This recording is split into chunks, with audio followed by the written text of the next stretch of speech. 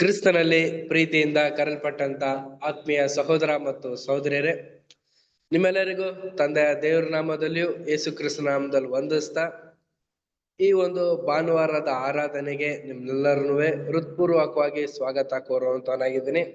ಪ್ರೀತಿಯ ಸಹೋದರ ಮತ್ತು ಸಹೋದರಿಯರೇ, ತಂದೆಯ ದೇವರ ಒಂದು ಮಹಾಕೃಪೆ, ಒಂದು ಕರುಣೆಯಿಂದ ನಾವೆಲ್ಲರೂ ಕೂಡ ಒಟ್ಟಾಗಿ ಸೇರಿ ದೇವರ ನಾಮವನ್ನ ಘನಪಡಿಸುವಂತ ಸುಂದರವಾದಂತ ಸಮಯ. ಈ ಒಂದು ಮುಂಜಾನೆಯ ಆರಾಧನೆಯನ್ನು ನಾವೆಲ್ಲರೂ ಪ್ರಾರಂಭಿಸುವ ಹಾಗೆ ಒಂದು ಹಾಡಿನ ಮುಖಾಂತರ ಈ ಒಂದು ಆರಾಧನೆಯನ್ನು ನಾವು ಪ್ರಾರಂಭ ಮಾಡುವಂತವರಾಗಿರೋಣ. ಓ ಪ್ರಿಯ ನಾವಿಕ ಎಂಬ ರಾಗವನ್ನು ಹಾಡುವಂತವರಾಗಿರೋಣ.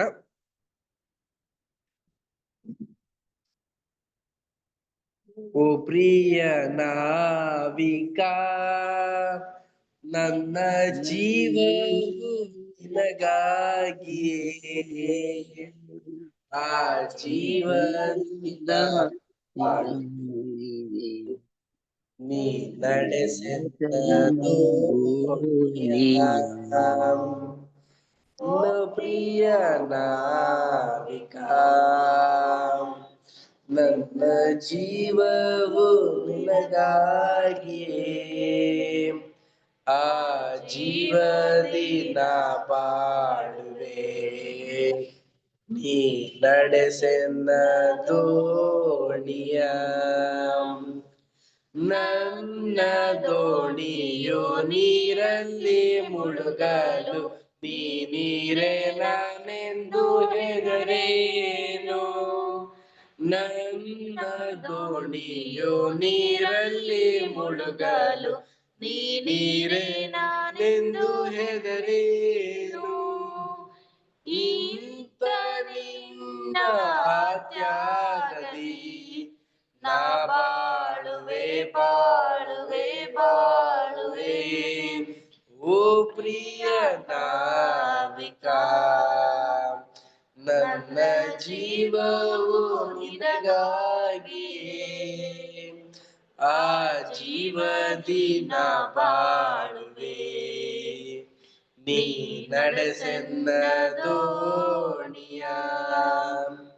ನಿನ್ನ ರಕ್ತದಿ ನನ್ನ ಪಾಪಕ್ಕೆ ಕ್ರಯವ ಕೊಂಡಾತ ನೀನಲ್ಲವೇ. ನಿನ್ನ ರಕ್ತದಿ ನನ್ನ ಪಾಪಕ್ಕೆ ಕ್ರಯವ ಕೊಂಡಾತ ನೀನಲ್ಲವೇ. ಇಂಥ ನಿನ್ನ ಆ ಪ್ರೇಮದಿ ನಾ ಹಾಡುವೆ ಹಾಡುವೆ ಹಾಡುವೆ. ಓ ಪ್ರಿಯ ನಾವಿಕ, ನನ್ನ ಜೀವವು ನಿನಗಾಗಿಯೇ, ಆ ಜೀವದಿ ನಾ ಬಾಳುವೆ, ನೀ ನಡೆಸೆನ್ನ ದೋಣಿಯ. ನಿನ್ನ ತಾಳ್ಮೆ ಪ್ರೀತಿ ಭಕ್ತಿಗೆ ನೀಡಲು ನನ್ನಲ್ಲಿ ಬರಿದಾಗಿದೆ. ನಿನ್ನ ತಾಳ್ಮೆ ಪ್ರೀತಿ ಭಕ್ತಿಗೆ ನೀಡಲು ನನ್ನಲ್ಲಿ ಬರಿದಾಗಿದೆ. ನನ್ನ ಜೀವ ನಿನಗಾಗಿಯೇ ನಾ ನೀಡುವೆ ನೀಡುವೆ ನೀಡುವೆ. ಓ ಪ್ರಿಯ ನಾವಿಕ, ನನ್ನ ಜೀವವು ನಿನಗಾಗಿಯೇ, ಆ ಜೀವದಿ ನಾ ಬಾಳುವೆ, ನೀ ನಡೆಸೆನ್ನ ದೋಣಿಯ. Thank you brothers and sisters. ಎಲ್ಲರೂ ಕುಳಿತುಕೊಳ್ಬೇಕಾಗಿ ಕೇಳ್ಕೊಳ್ತೇನೆ. ನಮ್ಮನ್ನು ಪ್ರಾರ್ಥನೆ ನಡೆಸಬೇಕಾಗಿ ಸಹೋದರನಾದಂತ ಮೋಹನ್ ಬ್ರದರ್ ನ ಕೇಳ್ಕೊಳ್ತೇನೆ. ಮೋಹನ್ ಬ್ರದರ್ ಒಂದು ಓಪನಿಂಗ್ ಪ್ರೇಯರ್ ಮಾಡಿ. ತಂದೆಯಾದ ದೇವರೇ, ನಿಮಗೆ ಸ್ತುತಿಯಾಗಲಿ, ಮಹಿಮೆ ಮಹತ್ವವಾಗಿಸಿವೆ. ಈ ಸಭೆಯನ್ನು ಭಾಗ್ಯಗಳಾಗಿದ್ದಕ್ಕೆ ನಾವು ಭಾಗ್ಯವಂತರಾಗಿ ಮಾರ್ಪಡಿಸಿವೆ. ಎಲ್ಲರೂ ಸೇರಿರುವ ನಿಮ್ಮ ಬಾಯಿಂದ ಬರ ವಾರ್ತೆಯಾದ ಊಟವನ್ನು ನಮಗೆಲ್ಲರಿಗೂ ಮನತುಟವಾಗಿ ಬರೋ ವಾರದಲ್ಲಿ ತುಂಬಿಸಿ ನಮ್ಮನ್ನು ನಡೆಸೋಗೋಸ್ಕರ ಈ ವಾಕ್ಯವನ್ನು ಕೊಡುವಾಗಿ ಸಹೋದರ ಮೂಲಕವಾಗಿ ನಡೆಸಿಕೊಡ್ಬೇಕಂತ ಯೇಸುವೇ ನೀನು ಪಾಲು ತಿಳಿಸ್ತೇನೆ. ಬಂದಿರೋ ಪ್ರತಿಯೊಬ್ಬರು ವಾರ್ತೆಯನ್ನು ಕೇಳಿ ಸಂತೋಷ ಭರಿತ ಆರೋಗ್ಯ ಪೂರ್ಣವಾಗಿ ಹೆಚ್ಚಾಗಿ ಭಾಗಿಗಳು ಅವರು ವಾರ್ತೆಯನ್ನು ಓದಿ ಸಂತೋಷ ಸಮಾಧಾನ ಪಡೆದುಕೊಳ್ಳಾಗಿ ಎಲ್ಲರನ್ನು ಆಶೀರ್ವದಿಸಿ ಎಲ್ಲ ಬ್ರದರ್ಸ್ ಆಶೀರ್ವದಿಸಿ ರಜಾ ಎಲ್ಲರೂ ಯಾರು ಬಂದಿಲ್ಲ ಅವ್ರಿಗೆ ಮಾರ್ಪಡಿಸಿ ಎಲ್ಲ ಆತ್ಮಗಳನ್ನು ವಾಸ ಮಾಡಿ ನಡೆಸ್ಕೊಡ್ಬೇಕಂತೂ ಈ ಸಭೆ ನಡೆಸ್ಕೊಡ್ಬೇಕಂತೂ ಯೇಸು ಕ್ರಿಸ್ತುವೇ ನಿನ್ನ ನಾಮ ರಕ್ಷಿಸಿದ ಮೂಲಕ thank you brother. Okay brother. Okay. ಪ್ರಿಯ ಸಹೋದರ ಮತ್ತು ಸಹೋದರಿಯರೇ, ಈ ದಿನದ ಮುಂಜಾನೆಯ ಧ್ಯಾನವನ್ನು ಸಹೋದರಾದಂತ ಆನಂದ್ ಬ್ರದರ್ ನಮ್ಮ ಮಧ್ಯದಲ್ಲಿ ಓದ್ಬೇಕಾ ಕೇಳ್ಕೊಳ್ತೀನಿ. Thank you brother. ನನ್ನ ಮುಂಜಾನೆಯ ಮನೋ ನಿರ್ಧಾರ. ಮುಂಜಾನೆಯಲ್ಲಿ ನಾನು ಮೊದಲು ಆಲೋಚಿಸ ಬಯಸುವುದೇನೆಂದರೆ, ಯೆಹೋವನ ಮಹೋಪಕಾರಗಳಿಗೆ ಬದಲೇನು ಮಾಡಲಿ. ರಕ್ಷಣಾ ಪಾತ್ರೆಯನ್ನು ತೆಗೆದುಕೊಂಡು ಯೆಹೋವ ನಾಮವನ್ನು ಪ್ರಖ್ಯಾತಪಡಿಸುವೆನು.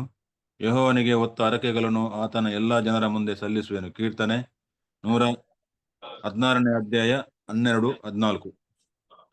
ನನ್ನೊಡನೆ ಯಜ್ಞದ ಮೂಲಕ ಒಡಂಬಡಿಕೆಯನ್ನು ಮಾಡಿಕೊಂಡ ನನ್ನ ಭಕ್ತರನ್ನು ನನ್ನ ಬಳಿಗೆ ಕರೆಕೊಂಡು ಬನ್ನಿರಿ. ಕೀರ್ತನೆ 50ನೇ ಅಧ್ಯಾಯ 5ನೇ ವಾಕ್ಯ. ಎಂಬ ದೇವರ ಕರೆಯನ್ನು ಸ್ಮರಿಸುತ್ತಾ, ದೇವರ ಸೇವಕನಾಗಿ ನಾನು ಮಾಡಿಕೊಂಡಿರುವ ಪ್ರತಿಜ್ಞೆಯಂತೆ ನನ್ನ ವಿಮೋಚಕನೊಂದಿಗೆ ಆತನ ರಾಜ್ಯದಲ್ಲಿ ಸಹಬಾಧ್ಯನಾಗುವುದಕ್ಕಾಗಿ ನನ್ನ ಶರೀರ ಭಾವದ ಅಭಿಲಾಷೆಗಳನ್ನು ತ್ಯಜಿಸುವುದನ್ನು ದೇವರ ಕೃಪಾ ಸಹಾಯದಿಂದ ಮುಂದುವರಿಸುತ್ತೇನೆ.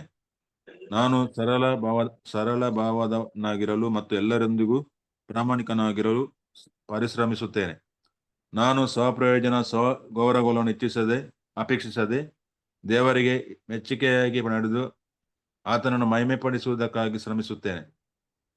ನಾನು ಎಲ್ಲರೊಂದಿಗೂ ವಿನಯವಾಗಿ ಹಿತವಾದ ಮಾತನಾಡುವುದರ ಮೂಲಕ ನನ್ನ ತುಟಿಗಳಿಂದ ಕರ್ತನನ್ನು ಘನಪಡಿಸುವುದರಲ್ಲಿ ಜಾಗರೂಕನಾಗಿರುತ್ತೇನೆ. ನಾನು ಕರ್ತನಿಗೂ ಆತನ ಸತ್ಯವಾಕ್ಯಗಳಿಗೂ ಸಹೋದರರೊಂದಿಗೂ ಅಲ್ಲದೆ ವ್ಯವಹರಿಸುವ ಇತರ ಎಲ್ಲರೊಂದಿಗೂ ದೊಡ್ಡ ವಿಷಯಗಳಲ್ಲಿ ಮಾತ್ರವಲ್ಲದೆ ಅಲ್ಪವಾದವುಗಳಲ್ಲಿಯೂ ನಂಬಿಗಸ್ತನಾಗಿರುವುದಕ್ಕಾಗಿ ಪರಿಶ್ರಮಿಸುತ್ತೇನೆ. ದೇವರ ಪರಿಪಾಲನೆ ಹಾಗೂ ನನಗೆ ಸಂಭವಿಸುವಂತವುಗಳನ್ನು ನಾನು ಶ್ರೇಷ್ಠ ಒಳಿತಿಗಾಗಿ ಮಾರ್ಪಡಿಸುವ ಆತನ ಅನುಗ್ರಹ ಸಾಮರ್ಥ್ಯಗಳಲ್ಲಿ ಭರವಸೆ ಹೊಂದಿದ್ದು ನನ್ನ ಅಂತರ್ಯ ಶುದ್ಧಿಗಾಗಿ ಶ್ರಮಿಸುವುದಲ್ಲದೆ ಯಾವ ರೀತಿಯ ಅತೃಪ್ತಿ, ಆತಂಕ, ಹಿಂಜರಿತಗಳು ನನ್ನನ್ನು ಆವರಿಸದಂತೆ ನೋಡಿಕೊಳ್ಳುತ್ತೇನೆ. ದೇವರು ನನಗೆ ಅನುಗ್ರಹಿಸಿರುವುಗಳಲ್ಲಿ ಸಂತೃಪ್ತನಾಗಿ ಯಾವ ವಿಷಯದಲ್ಲೂ ಗುಣಗುಟ್ಟದಿರುವೆನು. ಯಾಕೆಂದ್ರೆ ನನಗೆ ಏನೇನು ಸಂಭವಿಸಿದರೂ ದೇವರ ಮೇಲಣ ನನ್ನ ನಂಬಿಕೆಯು ಆತನಲ್ಲಿ ದೃಢವಾದ ಭರವಸೆಯುಳ್ಳವನಾಗಿರುವಂತೆ ಮಾಡುವುದು. Thank you brother. Thank you brother. ಪ್ರಿಯ ಸಹೋದರ ಮತ್ತು ಸಹೋದರಿಯರೇ, ಈ ದಿನದ ಪರಲೋಕ ಮನ್ನಾ ಸಹೋದರಿಯಾದಂತ ರಾಧಿಕಾ ಸಿಸ್ಟರ್ ಓದ್ಬೇಕಾ ಕೇಳ್ಕೊಳ್ತೀನಿ. ಜನವರಿ 5 ಅನುದಿನದ ಪರಲೋಕ ಮನ್ನಾ. ದೇವರೇ, ನಿನ್ನನ್ನು ದೂಷಿಸಿದವರ ದೂಷಣೆಗಳು ನನ್ನ ಮೇಲೆ ಬಂದವು. ರೋಮಾಪುರದವರಿಗೆ 15ನೇ ಅಧ್ಯಾಯ 3ನೇ ವಚನ. ಯಾವ ರೀತಿಯಿಂದ ಕ್ರಿಸ್ತನು ತನ್ನ ಮೇಲೆ ಬಂದ ದೂಷಣೆಗಳ ಭಾರ ಹೊತ್ತು ಸಹಿಸಿದನೋ, ನಾವು ಸಹ ಅಂತಹ ದುರ್ವಸ್ಥೆ ಅನುಭವಿಸುವುದನ್ನು ಅನುಸರಿಸಬೇಕು. ನಮ್ಮನ್ನು ಹೀಗೆ ನಡೆಸಿಕೊಂಡವರಿಗಾಗಿ ದೇವರಲ್ಲಿ ಪ್ರಾರ್ಥಿಸುವುದಲ್ಲದೆ ಅವರ ತಪ್ಪಿನ ಅರಿವಾಗಿ ಪಶ್ಚಾತ್ತಾಪ ಪಟ್ಟಲ್ಲಿ ದೇವರು ಒಂದು ವೇಳೆ ಅವರಿಗೆ ಕರುಣೆ ತೋರಿಸಬಹುದು. ಇದರಲ್ಲಿ ನಮ್ಮ ತಾಳ್ಮೆ, ಭಕ್ತಿ ಭಾವಗಳು ಆವರಿಸಿ ಆತನ ಸೇವೆಯಲ್ಲಿ ನಿಷ್ಠಾವಂತ ಸೈನಿಕರಂತೆ ನಾವು ಕಾಣಿಸಿಕೊಳ್ಳಬೇಕು. ಕ್ರಿಸ್ತನು ಈ ಲೋಕದಲ್ಲಿದ್ದಾಗ ಮಾನವ ಭ್ರಷ್ಟತೆ ಹೆಚ್ಚಿರುವುದನ್ನು ನೋಡಿ ಆಶ್ಚರ್ಯ ಪಡಲಿಲ್ಲ. ತಾನಿದ್ದ ಲೋಕವು ಪಾಪದ ದೆಸೆಯಿಂದ ದ್ವೇಷ ಪೂರಿತವಾಗಿದ್ದು ಕತ್ತಲೆಯ ಅಧಿಪತಿ ಸೈತಾನನ ವಶಕ್ಕೆ ಒಳಪಟ್ಟಿದ್ದು ಎಂದು ಆತನಿಗೆ ತಿಳಿದಿತ್ತು. ಆದುದರಿಂದ ಇದರ ಪರಿಣಾಮವಾಗಿ ತನ್ನ ಮೇಲೆ ದೂಷಣೆಗಳು, ಪರಿಹಾಸ್ಯ, ಹಿಂಸೆ ಇವುಗಳು ಬಂದಿವೆ ಎಂಬುದು ಆತನಿಗೆ ಮೊದಲೇ ತಿಳಿದಿತ್ತು. ಇವೆಲ್ಲವನ್ನು ಆತನು ಮಹಾಪ್ರೀತಿಯಿಂದ ತನಗೆ ಬಾಧೆಗಳಾದರೂ ಸಹಿಸಿಕೊಂಡು ತನ್ನ ಕರುಣೆ ಮಾನವೀಯತೆಯನ್ನು ಪ್ರದರ್ಶಿಸುವಲ್ಲಿ ಯಶಸ್ವಿಯಾದನು ಎಂಬುದೇ.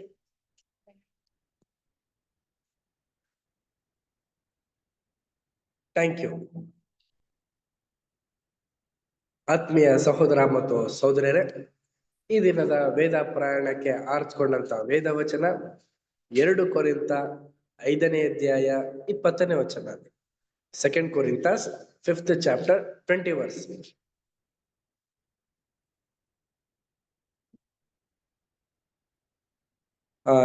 ಈ ವಾಕ್ಯವನ್ನು ನಮ್ಮ ಸಹೋದರಿಯಾದಂತ ಸುಜಾತಾ ಸಿಸ್ಟರ್ ಓದ್ಬೇಕಾ ಕೇಳ್ಕೊಳ್ತೀನಿ.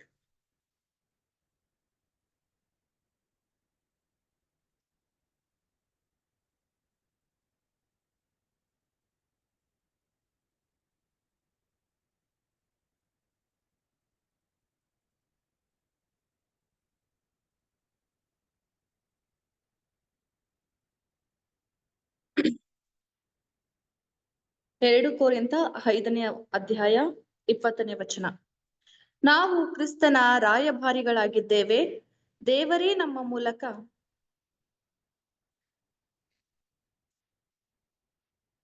Thank you. ಪ್ರೀತಿಯ ಸಹೋದರ ಮತ್ತು ಸಹೋದರಿಯರೇ, ಓದಿದ ವಚನದ ಮಧ್ಯೆ ವಾಕ್ಯ ಮೇರೆಗೆ ನಾವು ಈ ದಿನದ ಒಂದು ಪಾಠನ ನಾವೆಲ್ಲರೂ ಕೂಡ ನೋಡುವಂತವ್ರಾಗಿರೋಣ. ಸೊ ಮೊದಲನೇದಾಗಿ ಎಲ್ಲರಿಗೂ ಆಡಿಯೋ ಕೇಳಿಸ್ತಾ ಇದೆಯಾ? ಫೋನ್ ನಲ್ಲಿರುವಂತ ಸಹೋದರ ಸಹೋದರಿಯರಿಗೆ, ಆನ್ಲೈನ್ ಅಲ್ಲಿರುವಂತ ಸಹೋದರ ಸಹೋದರಿಯರಿಗೆ ಆಡಿಯೋ ನೀಟಾಗಿ ಕೇಳಿಸ್ತಾ ಇದೆಯಾ? ಕೇಳಿಸ್ತದೆ brother. Okay, very good. Recording ಮಾಡಿ ಬ್ರದರ್. ರೆಕಾರ್ಡಿಂಗ್ ಆಗಿದೆ brother. Okay, Thank you, brother. Bible ಯಾರು ಓದ್ತೀರಾ ಆನ್ಲೈನ್ ನಲ್ಲಿ? ಆನ್ಲೈನ್ ಅಲ್ಲಿ ಇರುವಂತ ಸಹೋದರ ಸಹೋದರಿಯರು ಯಾರಾದ್ರೂ ಬೈಬಲ್ ಓದೋಕೆ ಇಷ್ಟಪಡ್ತೀರಾ?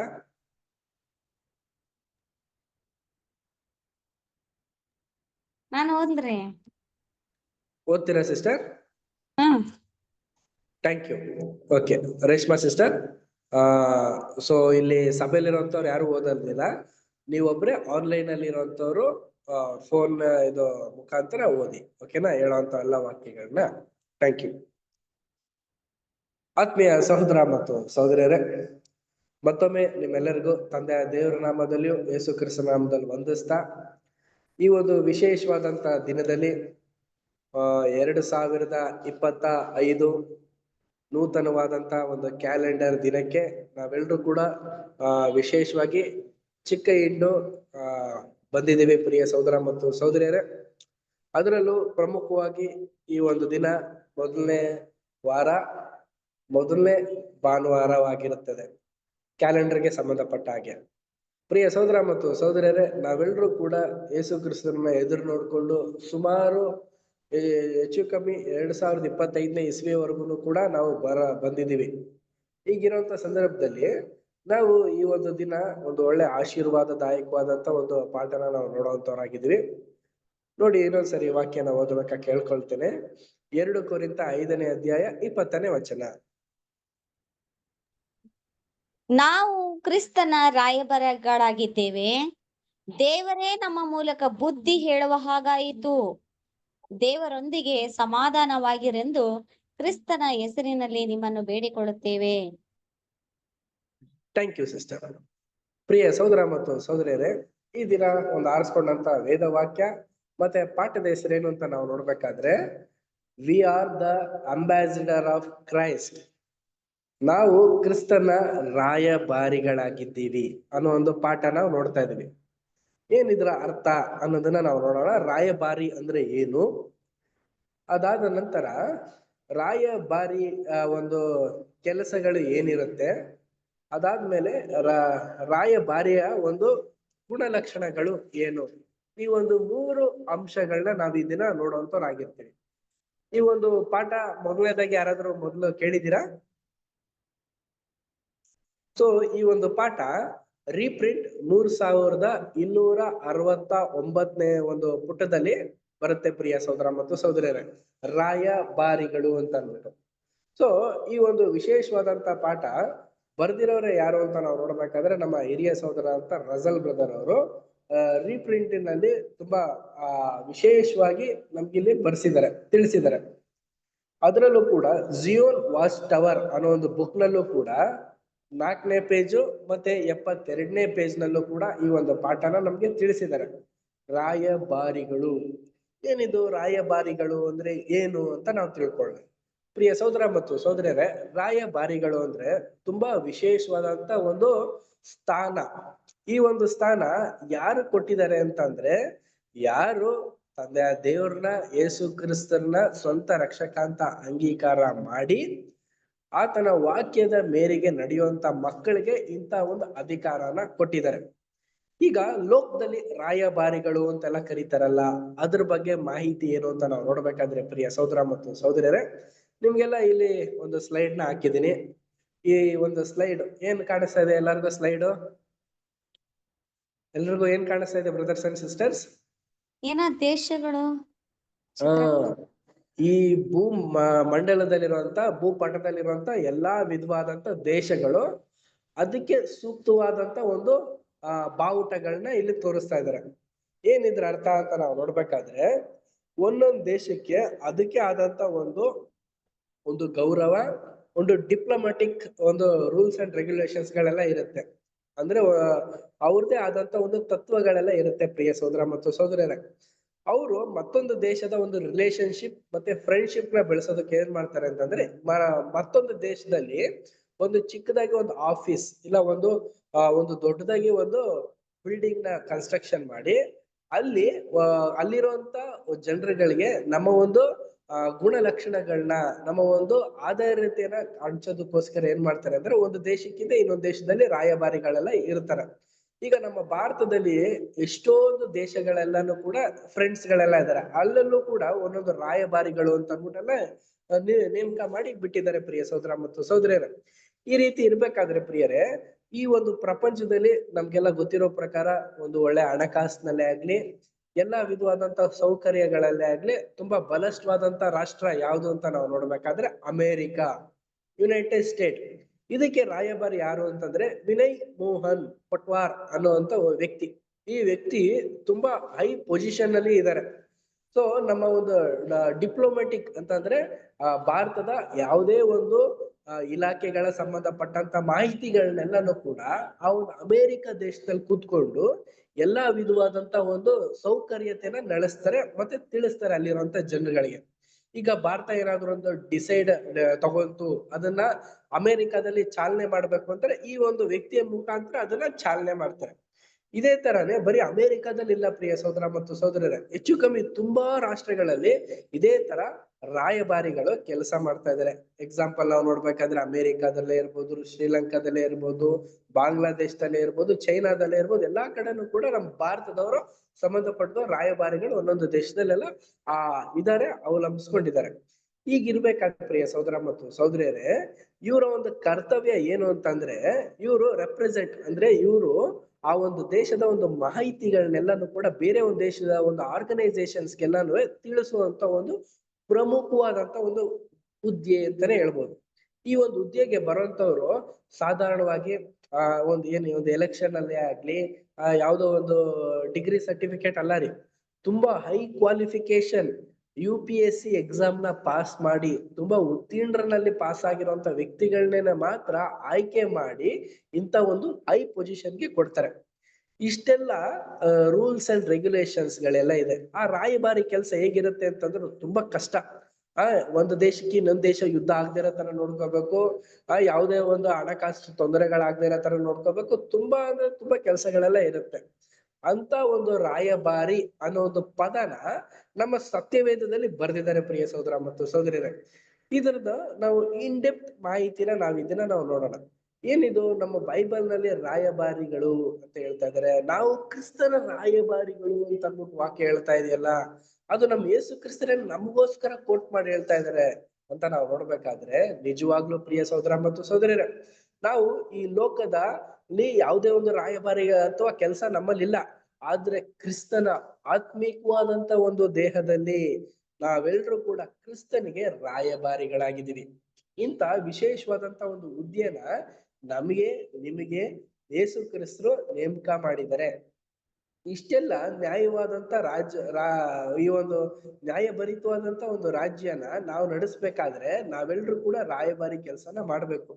ಪ್ರಮುಖವಾಗಿ ನಮ್ದೇನು ಕೆಲಸ ಅಂತ ನಾವು ನೋಡ್ಬೇಕಾದ್ರೆ ಪ್ರಿಯ ಸೋದರ ಮತ್ತು ಸೋದರಿಯರೇ, ನಾವೆಲ್ಲರೂ ಕೂಡ ಈ ಒಂದು ದೇಶಕ್ಕೆ ಸಂಬಂಧಪಟ್ಟವ್ರ ಅಂತ ನಾವೆಲ್ಲ ಪ್ರಶ್ನೆ ಹಾಕಿದ್ರೆ ನಾವ್ ಯಾರು ಕೂಡ ಈ ಒಂದು ದೇಶಕ್ಕೆ ಸಂಬಂಧಪಟ್ಟವ್ರಲ್ಲ. ನಾವೆಲ್ಲರೂ ಕೂಡ ಪರಲೋಕದ ಒಂದು ಪರಲೋಕಕ್ಕೆ ನಾವು ಸಂಬಂಧಪಟ್ಟವರಾಗಿದ್ದೀವಿ. ಆದ್ರಿಂದ ನಾವು ಇಲ್ಲಿ ಯಾರು ಕೂಡ ಇರುವಂತವ್ರಲ್ಲ. ಅಂದ್ರೆ ನಮ್ಮ ಒಂದು ಒರಿಜಿನಲ್ ಒಂದು ಸ್ಥಳ ಯಾವುದು ಅಂತಾರೆ ಪರಲೋಕ. ಆ ಒಂದು ಪರಲೋಕಕ್ಕೆ ಕರೆಯಲ್ಪಟ್ಟಂತ ನಾವೆಲ್ಲರೂ ಕೂಡ ಇಲ್ಲಿ ನಾವೇನ್ ಮಾಡಿದೀವಿ ಅಂತಂದ್ರೆ, ನಮ್ಮ ಒಂದು ಕೆಲ್ಸನ ಮಾಡೋದಕ್ಕೋಸ್ಕರ ಈ ಒಂದು ದೇಶದ ಈ ಒಂದು ಇದ್ರಲ್ಲಿ ನಾವಿದ್ದೀವಿ. ಈ ಒಂದು ದೇಶದ ಒಂದು ಅಧಿಪತಿ ಯಾರು ಅಂತ ನಾವು ನೋಡ್ಬೇಕಾದ್ರೆ ನಮ್ಗೆಲ್ಲ ಗೊತ್ತಿರೋ ಹಾಗೆ ಸೈತಾನ್. ಈ ಸೈತಾನನಿಗೆ ನಾವ್ ಏನಾಗಿದ್ದೀವಿ ಅಂತಂದ್ರೆ, ಒಂದು ವಿರೋಧಿಗಳಾಗಿ ಕಾಣಲ್ಪಡ್ತಾ ಇದ್ದೀವಿ. ಬಟ್ ಆದ್ರೆ ನಾವೆಲ್ಲರೂ ಕೂಡ ದೇವರ ಮಕ್ಕಳಾಗಿ ಇರೋದ್ರಿಂದ ನಮ್ಗೆ ಇಂತ ಒಂದು ವಿಶೇಷವಾದಂತ ವಾಕ್ಯನ ದೇವ್ರು ನಮ್ಗೆ ಏರ್ಪಾಟ್ ಮಾಡಿದ್ದಾರೆ. ನೋಡಿ, ಒಂದು ವಾಕ್ಯನ ಓದ್ಬಿಡೋಣ. ಎಫೆಸದವರಿಗೆ 6ನೇ ಅಧ್ಯಾಯ 20ನೇ ವಚನ. ಎಫೆಸದವರಿಗೆ 6ನೇ ಅಧ್ಯಾಯ 20ನೇ ವಚನ. ಆ ಸತ್ಯಾರ್ಥದ ನಿಮಿತ್ತವೇ ರಾಯಭಾರಿಯಾದ ನಾನು ಬೇಡಿಯಲ್ಲಿ ಬಿದ್ದಿದ್ದೇನಲ್ಲ, ಅದರ ವಿಷಯದಲ್ಲಿ ಧೈರ್ಯವಾಗಿ ಮಾತಾಡುವ ಹಂಗಿನಲ್ಲಿದ್ದೇನೆ. ಹಾಗೆಯೇ ನಾನು ಮಾತಾಡಬೇಕೆಂದು ನನಗೋಸ್ಕರ ಬೇಡಿಕೊಳ್ಳಿರಿ. Thank you sister. ನೋಡಿ, ಈ ಒಂದು ರಾಯಭಾರಿ ಕೆಲಸ ಏನಾಗಿದೆ ಅಂತಂದ್ರೆ ಬೇಡ್ಕೊಳ್ಳುವಂಥದ್ದು, ಹೇಳುವಂಥದ್ದೆಲ್ಲ ಕೆಲಸ ಇದೆಯಂತೆ. ಎಲ್ಲಿ ಅಂತ ನಾವು ನೋಡ್ಬೇಕಾದ್ರೆ ಪ್ರಿಯ ಸಹೋದರ ಮತ್ತು ಸಹೋದರರೇ, ಈ ಒಂದು ಲೋಕದಲ್ಲಿ ನಮ್ಗೆಲ್ಲರಿಗೂ ಇದು ನಮ್ಗೆಲ್ಲ ಒಂದು ಆತ್ಮಿಕವಾದಂತ ಪಾಠವಾಗಿ ಏರ್ಪಾಟಾಗಿರುತ್ತೆ. So brothers and sisters, so ಆಗಿರ್ಬೇಕಾದ್ರೆ ಪ್ರಿಯ ಸಹೋದರ ಮತ್ತು ಸಹೋದರಿಯರೇ, ನಾವು ಈ ಒಂದು ರಾಯಭಾರಿಗಳಾಗಿರೋದ್ರಿಂದ ನಾವು ನಮ್ಮ ಒಂದು ಕರ್ತವ್ಯನ ಈ ಒಂದು ಲೋಕದಲ್ಲಿ ನಾವು ನಿರ್ವಹಿಸೋದು ಸಹಜವಾದಂತ ಒಂದು ಕೆಲಸ ಆಗಿರುತ್ತೆ. ಪ್ರಿಯ ಸಹೋದರ ಮತ್ತು ಸಹೋದರಿಯರೇ, ಏನದು, ಏನ್ ಬೇಡ್ಕೊಳ್ಳೋದು ಅಂತ ನಾವು ನೋಡ್ಬೇಕಾದ್ರೆ, ಈ ಸೈತಾನನಿಂದ ಬಿಡುಗಡೆನ ಹೊಂದಿ ಇನ್ನೂ ಬುದ್ಧ ಜನರನ್ನ ಬಿಡುಗಡೆ ಪಡಿಸಿ ಸತ್ಯ ಮಾರ್ಗದಲ್ಲಿ ನಡೆಸೋದು. ಅಂದ್ರೆ ಏನ್ ಅರ್ಥ ಅಂತಂದ್ರೆ, ಸುವಾರ್ತೆನ ಸಂಪೂರ್ಣವಾಗಿ ಎಲ್ಲರಿಗೂ ಮನದಟ್ಟಾಗುವಂತ ರೀತಿಯಲ್ಲಿ ಹೇಳೋದು. ಅಂದ್ರೆ ಕ್ರಿಸ್ತನ 1000 ವರ್ಷದ ರಾಜ್ಯದ ಕುರಿತಾದಂತ ಮಾತುಗಳನ್ನ ಹೇಳುವಂತ ಕೆಲಸನ ರಾಯಭಾರಿಗಳಿಗೆ ಕೊಟ್ಟಿದ್ದಾರೆ ಪ್ರಿಯ ಸಹೋದರ ಮತ್ತು ಸಹೋದರ. ಅದಕ್ಕೇನೆ ವಾಟ್ ಈಸ್ ಎ ಅಂಬಾಸಿಡರ್ ಅಂತ ನಾವು ನೋಡ್ಬೇಕಾದ್ರೆ, ನಾವು ಅಂಬಾಸಿಡರ್ ಆಗಿ ಕೆಲಸ ಮಾಡ್ತಾ ಇದೀವಿ, ರಾಯಭಾರಿಗಳಾಗಿ ಕೆಲಸ ಮಾಡ್ತಾ ಇದೀವಿ ಅಂದ್ರೆ ನಮ್ಮ ಒಂದು ಕರ್ತವ್ಯನ ನಾವು ಮತ್ತೊಬ್ಬರಿಗೆ ಹೇಳೋದೇ ರಾಯಭಾರಿಗಳ ಒಂದು ಕರ್ತವ್ಯ ಆಗಿರುತ್ತೆ. ಏನದು ಅಂತ ನಾವು ನೋಡ್ಬೇಕಾದ್ರೆ ಪ್ರಿಯ ಸಹೋದರ ಮತ್ತು ಸಹೋದರಿಯರೇ, ಈ ಒಂದು ಲೋಕದ ಎಲ್ಲಾ ವಿಧವಾದಂತ ಒಂದು ಕರ್ತವ್ಯಗಳು. ಸೊ ನಿಮ್ಗೆ ತಿಳಿಯಲ್ಪಟ್ಟಿರೋ ಪ್ರಕಾರ ಈ ಲೋಕದಲ್ಲಿ ಎಂತೆಂತ ಒಂದು ಕರ್ತವ್ಯಗಳೆಲ್ಲ ಇದೆಯೋ ಅದನ್ನೆಲ್ಲಾನು ಕೂಡ ನಾವು ಮಾಡ್ಬೇಕು. ಮೊದಲನೇದಾಗಿ ನಮಗೆ ಕೊಡಲ್ಪಟ್ಟಂತ ಒಂದು ಕರ್ತವ್ಯ, ರಾಯಭಾರಿಗೆ ಕೊಡಲ್ಪಟ್ಟಂತ ಒಂದು ಕರ್ತವ್ಯ ಏನು ಅಂತ ನಾವು ನೋಡ್ಬೇಕಾದ್ರೆ, ಆತನು ಶ್ರದ್ಧೆ, ಭಕ್ತಿ, ಮಾನ, ಪ್ರಭಾವದಿಂದ ದೇವರ ಒಂದು ವಾಕ್ಯನ ಸಂಪೂರ್ಣವಾಗಿ ಮತ್ತೊಬ್ಬರಿಗೆ ಸಾರ್ಬೇಕು. ಇದೇ ಒಂದು ರಾಯಭಾರಿಗೆ ಕೊಡಲ್ಪಟ್ಟಂತ ಒಂದು ಕೆಲಸ. ಈ ಕೆಲಸನ ನಾವೆಲ್ಲರೂ ಕೂಡ ಒನ್ಮನಸ್ಸಿನಿಂದ ಮಾಡ್ತಾ ಇದೀವಾ ಅಂತ ನಾವೇನಾದ್ರೂ ಪ್ರಶ್ನೆ ಹಾಕಿದ್ರೆ ಅದು ನಮಗೆ ಸಂಬಂಧಪಟ್ಟಂತ ಒಂದು ಕರ್ತವ್ಯ ಆಗಿರುತ್ತೆ. ನೋಡಿ, ಕೆಲವೊಂದು ವಾಕ್ಯಗಳನ್ನ ನಾವು ನೋಡೋಣ. ಅಪೊಸ್ತಲರು ಮತ್ತೆ ಶಿಷ್ಯಂದಿರೆಲ್ಲರೂ ಕೂಡ ಆ ಒಂದು ರಾಯಭಾರಿಗೆ ಸಂಬಂಧಪಟ್ಟಂತ ಕೆಲಸನ ಯಾವ ರೀತಿ ಅವರು ನಿರ್ವಹಿಸಿದ್ರು ಅನ್ನೋದನ್ನ ನಾವು ನೋಡೋಣ, ಬನ್ನಿ. ಮೊದಲನೇದಾಗಿ ಮತ್ತಾಯ 10ನೇ ಅಧ್ಯಾಯ 16ನೇ ವಚನ ಓದಿ. ಮತ್ತಾಯ 10ನೇ ಅಧ್ಯಾಯ 16ನೇ ವಚನ. ನೋಡಿರಿ, ತೋಳಗಳ ನಡುವೆ ಕುರಿಗಳನ್ನು ಹೊಗಿಸಿದಂತೆ ನಾನು ನಿಮ್ಮನ್ನು ಕಳುಹಿಸಿಕೊಡುತ್ತೇನೆ. ಆದ್ದರಿಂದ ಸರ್ಪಗಳಂತೆ ಜಾಣರೂ ಪಾರಿವಾಳಗಳಂತೆ ನಿಷ್ಕಪಟಿಗಳೂ ಆಗಿರಿ. Thank you sister. ಪ್ರಿಯ ಸಹೋದರ ಮತ್ತು ಸಹೋದರಿಯರೇ, ಈಗ ರಾಯಭಾರಿಗಳಾಗಿರೋಂತ ನಾವೆಲ್ಲರೂ ಕೂಡ ನಮ್ಮನ್ನ ದೇವರು ಯಾವ ಕಡೆ ಕಳಿಸ್ಕೊಡ್ತಾ ಇದ್ದಾರೆ ಅಂತಂದ್ರೆ, ತುಂಬಾ ಒಂದು ಜಾಗರೂಕತೆಯಿಂದ ಇರುವಂತ ಒಂದು ಸ್ಥಳವಾಗಿರುವಂತ ಒಂದು ಜಾಗ. ಯಾವುದು? ತೋಳಗಳು ಮತ್ತೆ ನರಿಗಳು ಇರುವಂತ ಒಂದು ಸ್ಥಳ. ಎಲ್ಲಿ? ಈ ಒಂದು ಭೂಲೋಕದಲ್ಲೇನೆ. ಈಗ ತೋಳ ಮತ್ತೆ ನರಿ ಅಂದ್ರೆ ಯಾರು? ಯಾರಾದ್ರೂ ಹೇಳ್ತೀರಾ? ತೋಳ ಅಂದ್ರೆ ಯಾರು ಇರ್ಬೋದು, ನರಿ ಅಂದ್ರೆ ಯಾರು ಇರ್ಬೋದು? ಫರಿಸಾಯರು, ಶಾಸ್ತ್ರಿಗಳು. ಅದು ಆಗಿನ ಕಾಲ ಯೇಸು ಕ್ರಿಸ್ತಂತ ಒಂದು ಸಂದರ್ಭದಲ್ಲಿ. ಈಗ ನಾವೆಲ್ಲ ರಾಯಭಾರಿಗಳಾಗಿದ್ದೀವಲ್ಲ, ನಮ್ಗೆ ಯಾರಪ್ಪ? ಈ ತೋಳ ಮತ್ತೆ ನರಿಯ ರೂಪದಲ್ಲಿರುವಂತವ್ರು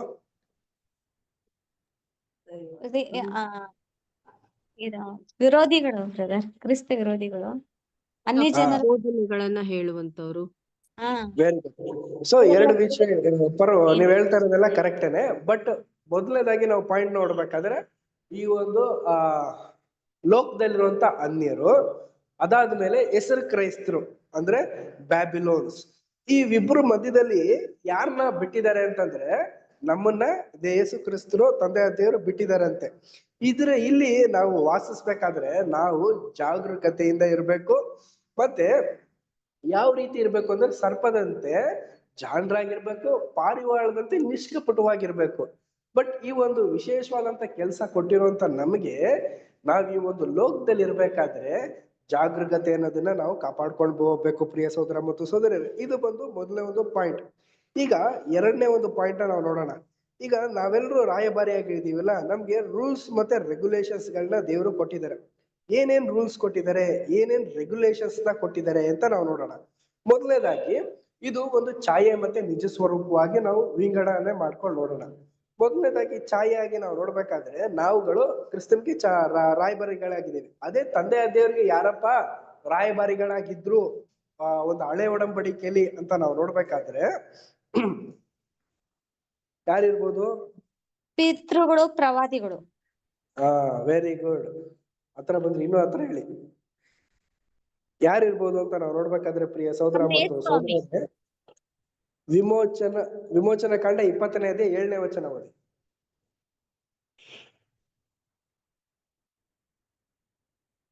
ವಿಮೋಚನ ಕಾಂಡ 20ನೇ ಅಧ್ಯಾಯ 7ನೇ ವಚನ. ನಿನ್ನ ದೇವರಾದ ಯೆಹೋವನ ಹೆಸರನ್ನು ಅಯೋಗ್ಯ ಕಾರ್ಯಕ್ಕಾಗಿ ಎತ್ತಬಾರದು. ಈ ಒಂದು ಆಜ್ಞೆನ ಯಾರು ಕೊಟ್ಟಿದ್ದು? ಇಸ್ರಾಯೇಲ್ ಜನಕ್ಕೆ. ಇಸ್ರಾಯೇಲ್ ಜನರು. ಗೊತ್ತಾಯ್ತಾ ಪ್ರಿಯರೇ?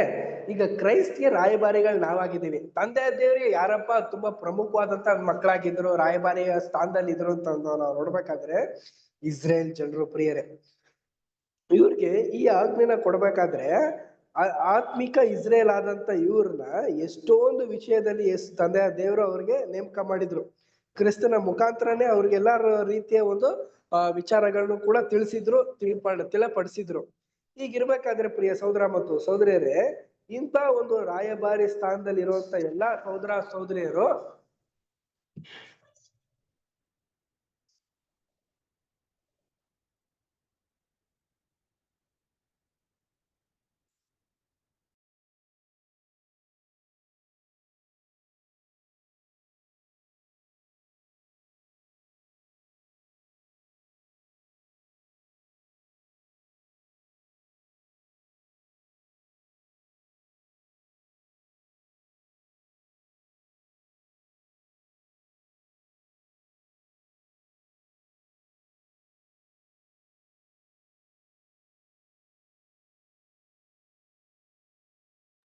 ಕೇಳಿಸ್ತಿಲ್ರಿ? Hello. Okay brothers and sisters, ಎಲ್ರಿಗೂ ಆಡಿಯೋ ಕೇಳಿಸ್ತಾ ಇದೆಯಾ? Yes brother. Thank you. So ಮತ್ತೊಮ್ಮೆ ಇನ್ನೊಂದ್ಸರಿ ವಾಕ್ಯನ ಓದಿ. ವಿಮೋಚನ ಕಾಂಡ 20ನೇ ಅಧ್ಯಾಯ 7ನೇ ವಚನ. ನಿನ್ನ ದೇವರಾದ ಯೆಹೋವನ ಹೆಸರನ್ನು ಅಯೋಗ್ಯ ಕಾರ್ಯಕ್ಕಾಗಿ ಎತ್ತಬಾರದು. ಯೆಹೋವನು ತನ್ನ ಹೆಸರನ್ನು ಅಯೋಗ್ಯ ಕಾರ್ಯಕ್ಕಾಗಿ ಎತ್ತುವವನನ್ನು ಶಿಕ್ಷಿಸದೆ ಬಿಡುವುದಿಲ್ಲ. Thank you sister. ಸೊ ಈ ಒಂದು ಆಜ್ಞೆ ಇದೆಯಲ್ಲ, ಈ ಒಂದು ಆಜ್ಞೆನ ಯಾರಿಗೆ ನೇಮಕ ಮಾಡಿದ್ರು ಅಂತ ನಾವು ನೋಡ್ಬೇಕಾದ್ರೆ ಇಸ್ರೇಲ್ಸ್ ಅವ್ರಿಗೆ ನೇಮಕ ಮಾಡಿದ್ರು. ಸೊ ಇಸ್ರೇಲ್ ಜನರು ಯಾವುದೇ ಕಾರಣಕ್ಕೂ ಯಾವುದೇ ಒಂದು ಕರ್ತವ್ಯದಲ್ಲಿ ಇದ್ದಾಗ್ಲೂ ಅವರು ತಂದೆಯ ದೇವರ ನಾಮನ ಅಯೋಗ್ಯ ಕಾರ್ಯಕ್ಕೆ ಎತ್ತಬಾರ್ದು ಅಂತ ಅಂದ್ಬಿಟ್ಟು ಹೇಳಿದ್ರು. ಅದೇ ತರಾನೇ ಯೇಸು ಕ್ರಿಸ್ತರಿಗೂ ಕೂಡ ಶಿಷ್ಯಂದಿರು ಮತ್ತೆ ಅಪೋಸ್ತಲರ್ಸ್ಗಳು, ಈಗ ನಾವು ನೀವೆಲ್ಲರೂ ಕೂಡ ರಾಯಭಾರಿಗಳಾಗಿದ್ದೀವಿ. ಅಂಬಾಸಿಡರ್ಸ್ ಅಂದ್ರೆ ರಾಯಭಾರಿಗಳು. ತುಂಬಾ ಉನ್ನತವಾದಂತ ಸ್ಥಾನದಲ್ಲಿ ಯೇಸು ಕ್ರಿಸ್ತರು ನಮ್ಮನ್ನ ನೋಡ್ತಾ ಇದ್ದಾರೆ. ಬಟ್ ನಾವು ಅಂತ ಸ್ಥಾನದಲ್ಲಿ ಇದೀವಾ ಇಲ್ವಾ ಅಂತ ಅಂದ್ಬಿಟ್ಟು ನಮ್ಗೆ ನಾವು ಹಾಕೋಬೇಕಾಗಿರೋಂತ ಒಂದು ಪ್ರಶ್ನೆ. ಈಗಿರ್ಬೇಕಾದ್ರೆ ಇದೇ ತರಾನೇ ನಮಗೂ ಕೂಡ ಯೇಸು ಕ್ರಿಸ್ತನ ಒಂದು ನಾಮನ ನಾವು ಅಯೋಗ್ಯವಾಗಿ ಎತ್ತಬಹುದಾ? ಎತ್ತುವ ಹಾಗೆ ಇಲ್ಲ ಪ್ರಿಯ ಸಹೋದರ ಮತ್ತು ಸಹೋದರಿಯರ. ಯಾವ್ಯಾವ ಒಂದು ಸ್ಥಳದಲ್ಲಿ ಯಾವ್ಯಾವ ಒಂದು ಕಡೆಯಲ್ಲಿ ಎತ್ತಬಾರ್ದು ಅಂತ ನಾವು ನೋಡ್ಬೇಕಾದ್ರೆ, ಅವರ ಒಂದು ವಿಚಾರಗಳನ್ನ ಹೇಳ್ಬೇಕಾದ್ರೆ ಆಗ್ಲಿ, ಅವರ ಒಂದು ಸಂಕಲ್ಪಗಳನ್ನ ತಿಳಿಸ್ಬೇಕಾದ್ರೆ ಆಗ್ಲಿ, ಮತ್ತೊಬ್ಬ ಸಹೋದರ ಸಹೋದರರಿಗೆ ನಾವು ಅಯೋಗ್ಯವಾಗಿ ದೇವ್ರು ಹಂಗ್ ಮಾಡ್ಬಿಡ್ತಾರೆ, ಯೇಸು ಕ್ರಿಸ್ತರು ಹಿಂಗ್ ಮಾಡ್ಬಿಡ್ತಾರೆ ಅಂತ ಅನ್ಬಿಟ್ಟು ಎತ್ತಕ್ ಹೋಗ್ಬಾರ್ದು. ಇದನ್ನ ನಾವು ಸರ್ವೇ ಸಾಮಾನ್ಯ ಮಾಡಿರ್ತೀವ ಅಂತಂದ್ರೆ ಖಂಡಿತವಾಗ್ಲೂ ಮಾಡಿರ್ತೀವಿ. ಈಗ ಒಬ್ರಿಗೆ ವೀಕ್ನೆಸ್ ಮಾಡ್ಬೇಕಾದ್ರೆ ಏನ್ ಮಾಡಿರ್ತೀವಿ, ಏನಾದ್ರೂ ಒಂದು ಹೇಳ್ಬಿಟ್ಟು ಅವ್ರನ್ನ ಮೆಚ್ಚೋದಕ್ಕೋಸ್ಕರ ಏನೋ ಒಂದು ರೀತಿಯ ಒಂದು ವಿಚಾರಗಳನ್ನ ತಿಳಿಸಿರ್ತೀವಿ. ಇದನ್ನ ನಾವು ಎಕ್ಸ್ಪ್ಲೈನ್ ಮಾಡೋದಕ್ಕೆ ಹೋಗೋದ್ ಬೇಡ. ಸೊ ನೀವು ಏನೋ ಯಾವ ರೀತಿನಾದ್ರೂ ಹೇಳಿರ್ತಾರ, ಈ ತರ ರೂಲ್ಸ್ ನ ನಾವು ಮಾಡಬಾರ್ದು, ಬ್ರೇಕ್ ಮಾಡಬಾರ್ದು. ಹೇಗೆ ಯಹೂದಿಗಳು ಯಾವುದೇ ಕಾರಣಕ್ಕೂ ತಂದೆಯ ದೇವರಿಗೆ ಯಾವುದೇ ತರ ಒಂದು ಅಗೌರವನ ತರಿಸಿಲ್ವೋ, ಅದೇ ತರ ನಾವುಗಳು ಕೂಡ ಯೇಸು ಕ್ರಿಸ್ತರಿಗೆ ಆಗ್ಲಿ ತಂದೆಯ ದೇವರಿಗೆ ಆಗ್ಲಿ ಅಗೌರವಗಳನ್ನ ತರಿಸಬಾರ್ದು. ತರದೇ ಇರೋ ರೀತಿಯಲ್ಲಿ ನಾವು ನಡ್ಕೊಂಡು ಹೋಗ್ಬೇಕು ಅಂತ ಅಂದ್ಬಿಟ್ಟು ಹೇಳ್ತಾರೆ. ಈ ಒಂದು ಪಾಯಿಂಟ್ ನ ರಜಲ್ ಬ್ರದರ್ 3329ನೇ ಒಂದು ಪೇಜ್ ನಲ್ಲಿ ತಿಳಿಸಿರೋದು ಏನಂತಂದ್ರೆ, ಇದು ನಮ್ಗೆಲ್ಲರಿಗೂ ಕ್ರಿಯೆ ಅಂತೆ. ಕ್ರಿಯೆ ಅಂದ್ರೆ ಏನು? ಕೆಲ್ಸ. ಈ ಒಂದು ಕೆಲಸನ ನಮ್ಗೆ ಕೊಟ್ಟಿದ್ದಾರೆ. ಇದನ್ನ ನಾವು ಮಾಡ್ಬೇಕು.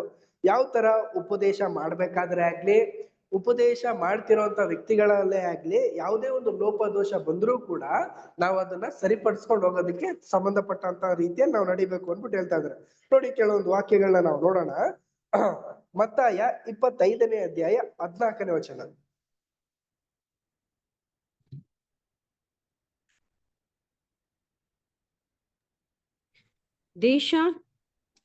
ದೇಶಾಂತರಕ್ಕೆ ಹೋಗುವ ಒಬ್ಬ ಮನುಷ್ಯನು ತನ್ನ ಆಳುಗಳನ್ನು ಕರೆದು ಅವರಿಗೆ ತನ್ನ ಆಸ್ತಿಯನ್ನು ಒಪ್ಪಿಸಿ ಕೊಟ್ಟಂತಿರುವುದು.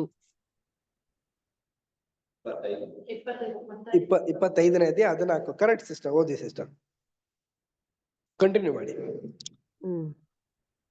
ಅವನು ಒಬ್ಬನಿಗೆ 5 ತಲಾಂತು, ಒಬ್ಬನಿಗೆ 2, ಒಬ್ಬನಿಗೆ 1, ಹೀಗೆ ಅವನವನ ಸಾಮರ್ಥ್ಯದ ಪ್ರಕಾರ ಕೊಟ್ಟು ಬೇರೊಂದು ದೇಶಕ್ಕೆ ಹೋದನು.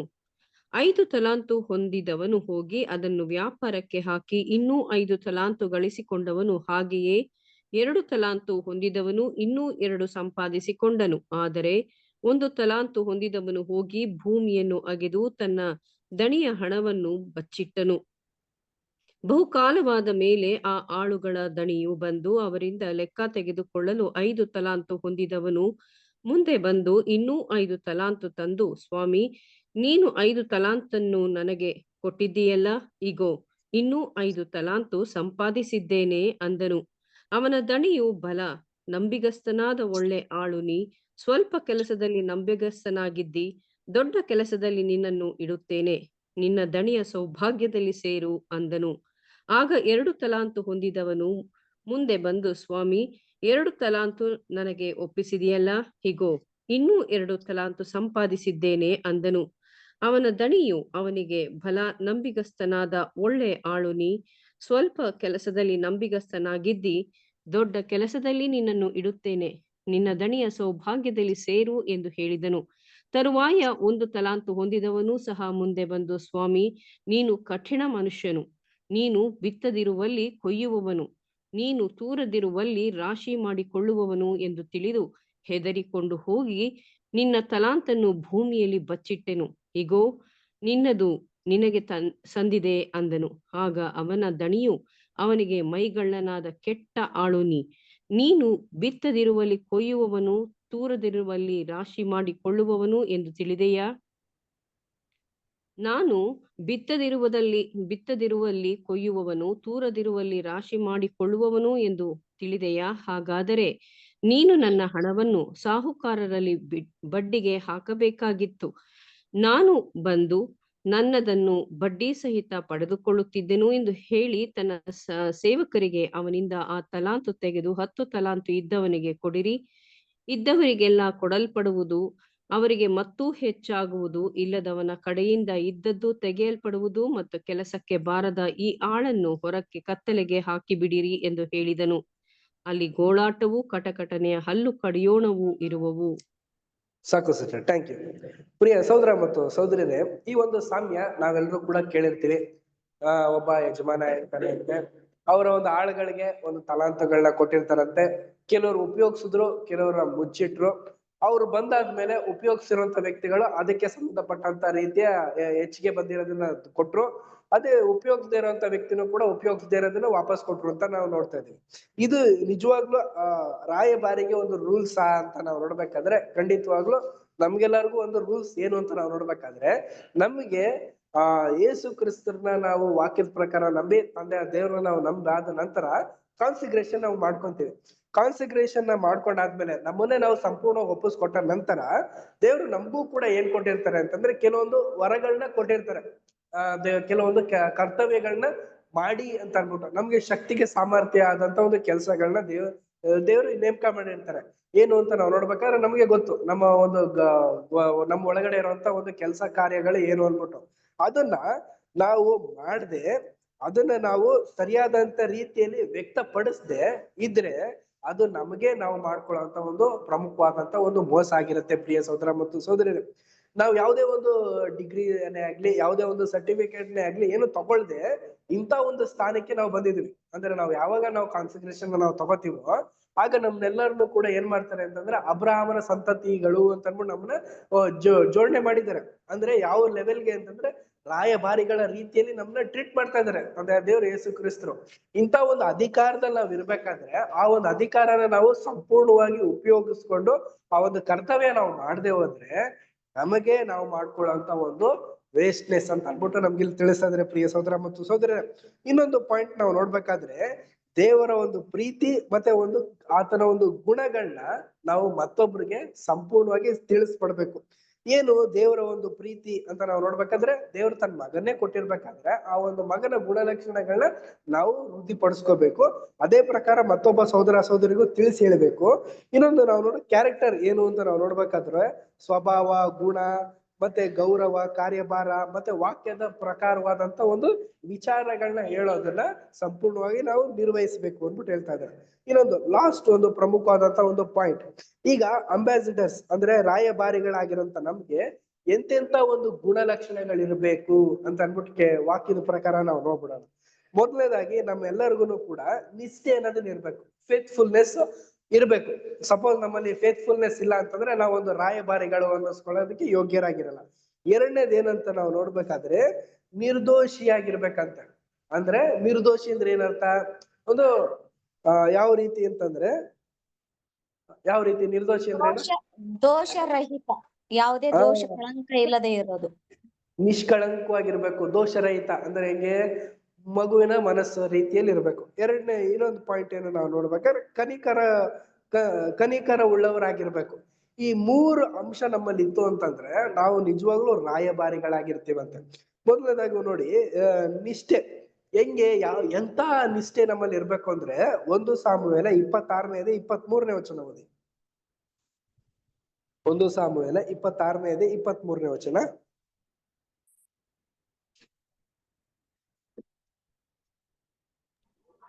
ಯೆಹೋವನು ಪ್ರತಿಯೊಬ್ಬನಿಗೂ ಅವನವನ ನೀತಿ ಸತ್ಯಗಳಿಗನುಸಾರವಾದ ಫಲವನ್ನು ಕೊಡುವನು.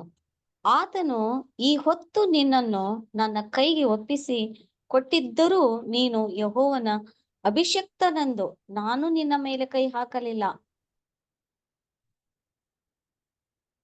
ಸರಿ ಸಿಸ್ಟರ್.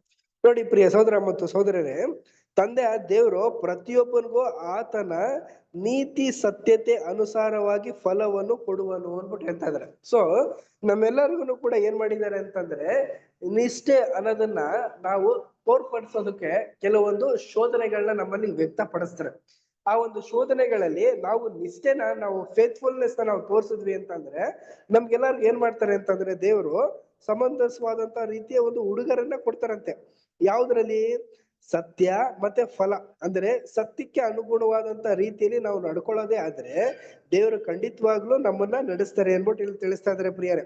ಇನ್ನೊಂದು ನಾವು ನೋಡ್ಬೇಕಾದ್ರೆ ಇನ್ನೊಂದು ಪಾಯಿಂಟ್ ಯಾವುದು ಅಂತ ನಾವು ನಿರ್ದೋಷಿ. ಕೀರ್ತನೆ 26ನೇ 1ನೇ ವಚನ ಓದಿ.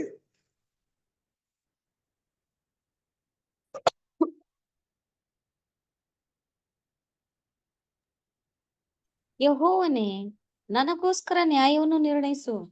ನಾನಾದರೂ ನಿರ್ದೋಷಿಯಾಗಿಯೇ ನಡೆದುಕೊಂಡಿದ್ದೇನೆ. ನಾನು ಕದಲದೆ ಯೆಹೋವನಲ್ಲಿಯೇ ಭರವಸೆ ಇಟ್ಟಿದ್ದೇನೆ. Thank you sister. ಪ್ರಿಯರೇ, ಇನ್ನೊಂದು ನಮ್ಮ ಒಂದು ಕ್ಯಾರೆಕ್ಟರ್ ಯಾವ ರೀತಿ ಇರ್ಬೇಕು ಅಂತ ನಾವು ನೋಡ್ಬೇಕಾದ್ರೆ ನಿರ್ದೋಷಿಯಾಗಿರ್ಬೇಕಂತೆ. ಯಾವ ರೀತಿ? ನಮಗೋಸ್ಕರ ನ್ಯಾಯವನ್ನು ನಿರ್ಣಯಿಸು ಅಂತಂದ್ರೆ ನಮ್ಗೆ ದೇವರು ಎಲ್ಲಾ ರೀತಿಯ ಒಂದು ನ್ಯಾಯದ ವಿಚಾರಗಳನ್ನ ದೇವ್ರು ನಮ್ಗೆ ಏರ್ಪಾಟ್ ಮಾಡಿರ್ತಾರೆ. ಆದ್ರೆ ಅದ್ರಲ್ಲಿ ನಾವು ಯಾವುದೇ ಒಂದು ತಪ್ಪಾದಂತ ಒಂದು ಕರ್ತವ್ಯಗಳನ್ನ ಮಾಡ್ದೇನೆ ದೇವರ ಒಂದು ಭರವಸೆನ ನಾವು ಕರೆಕ್ಟ್ ಆಗಿ ಇಟ್ಕೊಂಡಿರದೆ ಆದ್ರೆ ನಾವೆಲ್ಲರೂ ಕೂಡ ನಿರ್ದೋಷಿಯಾಗಿರೋದಕ್ಕೆ ಸಾಧ್ಯ ಆಗುತ್ತೆ ಅನ್ಬಿಟ್ಟು ನಮ್ಗೆ ತಿಳಿಸ್ತಾ ಇದಾರೆ. 3ನೇದು ಕನಿಕರವು. ದೇವರ ಒಂದು ಕನಿಕರ ಯಾವ ರೀತಿ ನಮ್ಮಲ್ಲಿ ಇರ್ಬೇಕು? ರೋಮಾಪುರದವ್ರು 9ನೇ ಅಧ್ಯಾಯ 15ನೇ ವಚನ.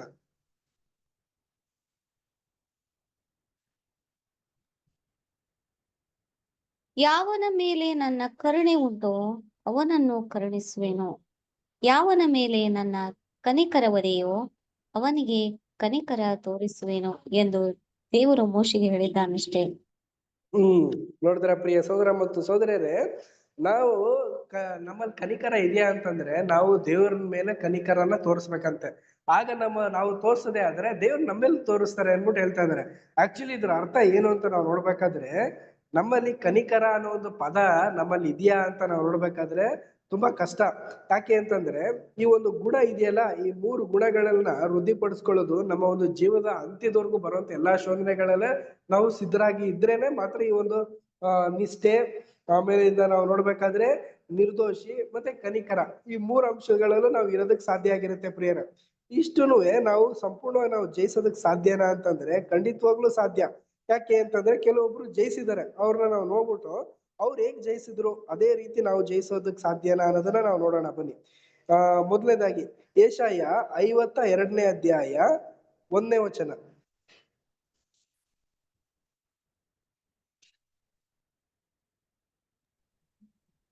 ಚೀಯೋನೇ, ಎಚ್ಚರಗೊಳ್ಳು, ಎಚ್ಚರಗೊಳ್ಳು, ನಿನ್ನ ಪ್ರತಾಪವನ್ನು ಧರಿಸಿಕೋ.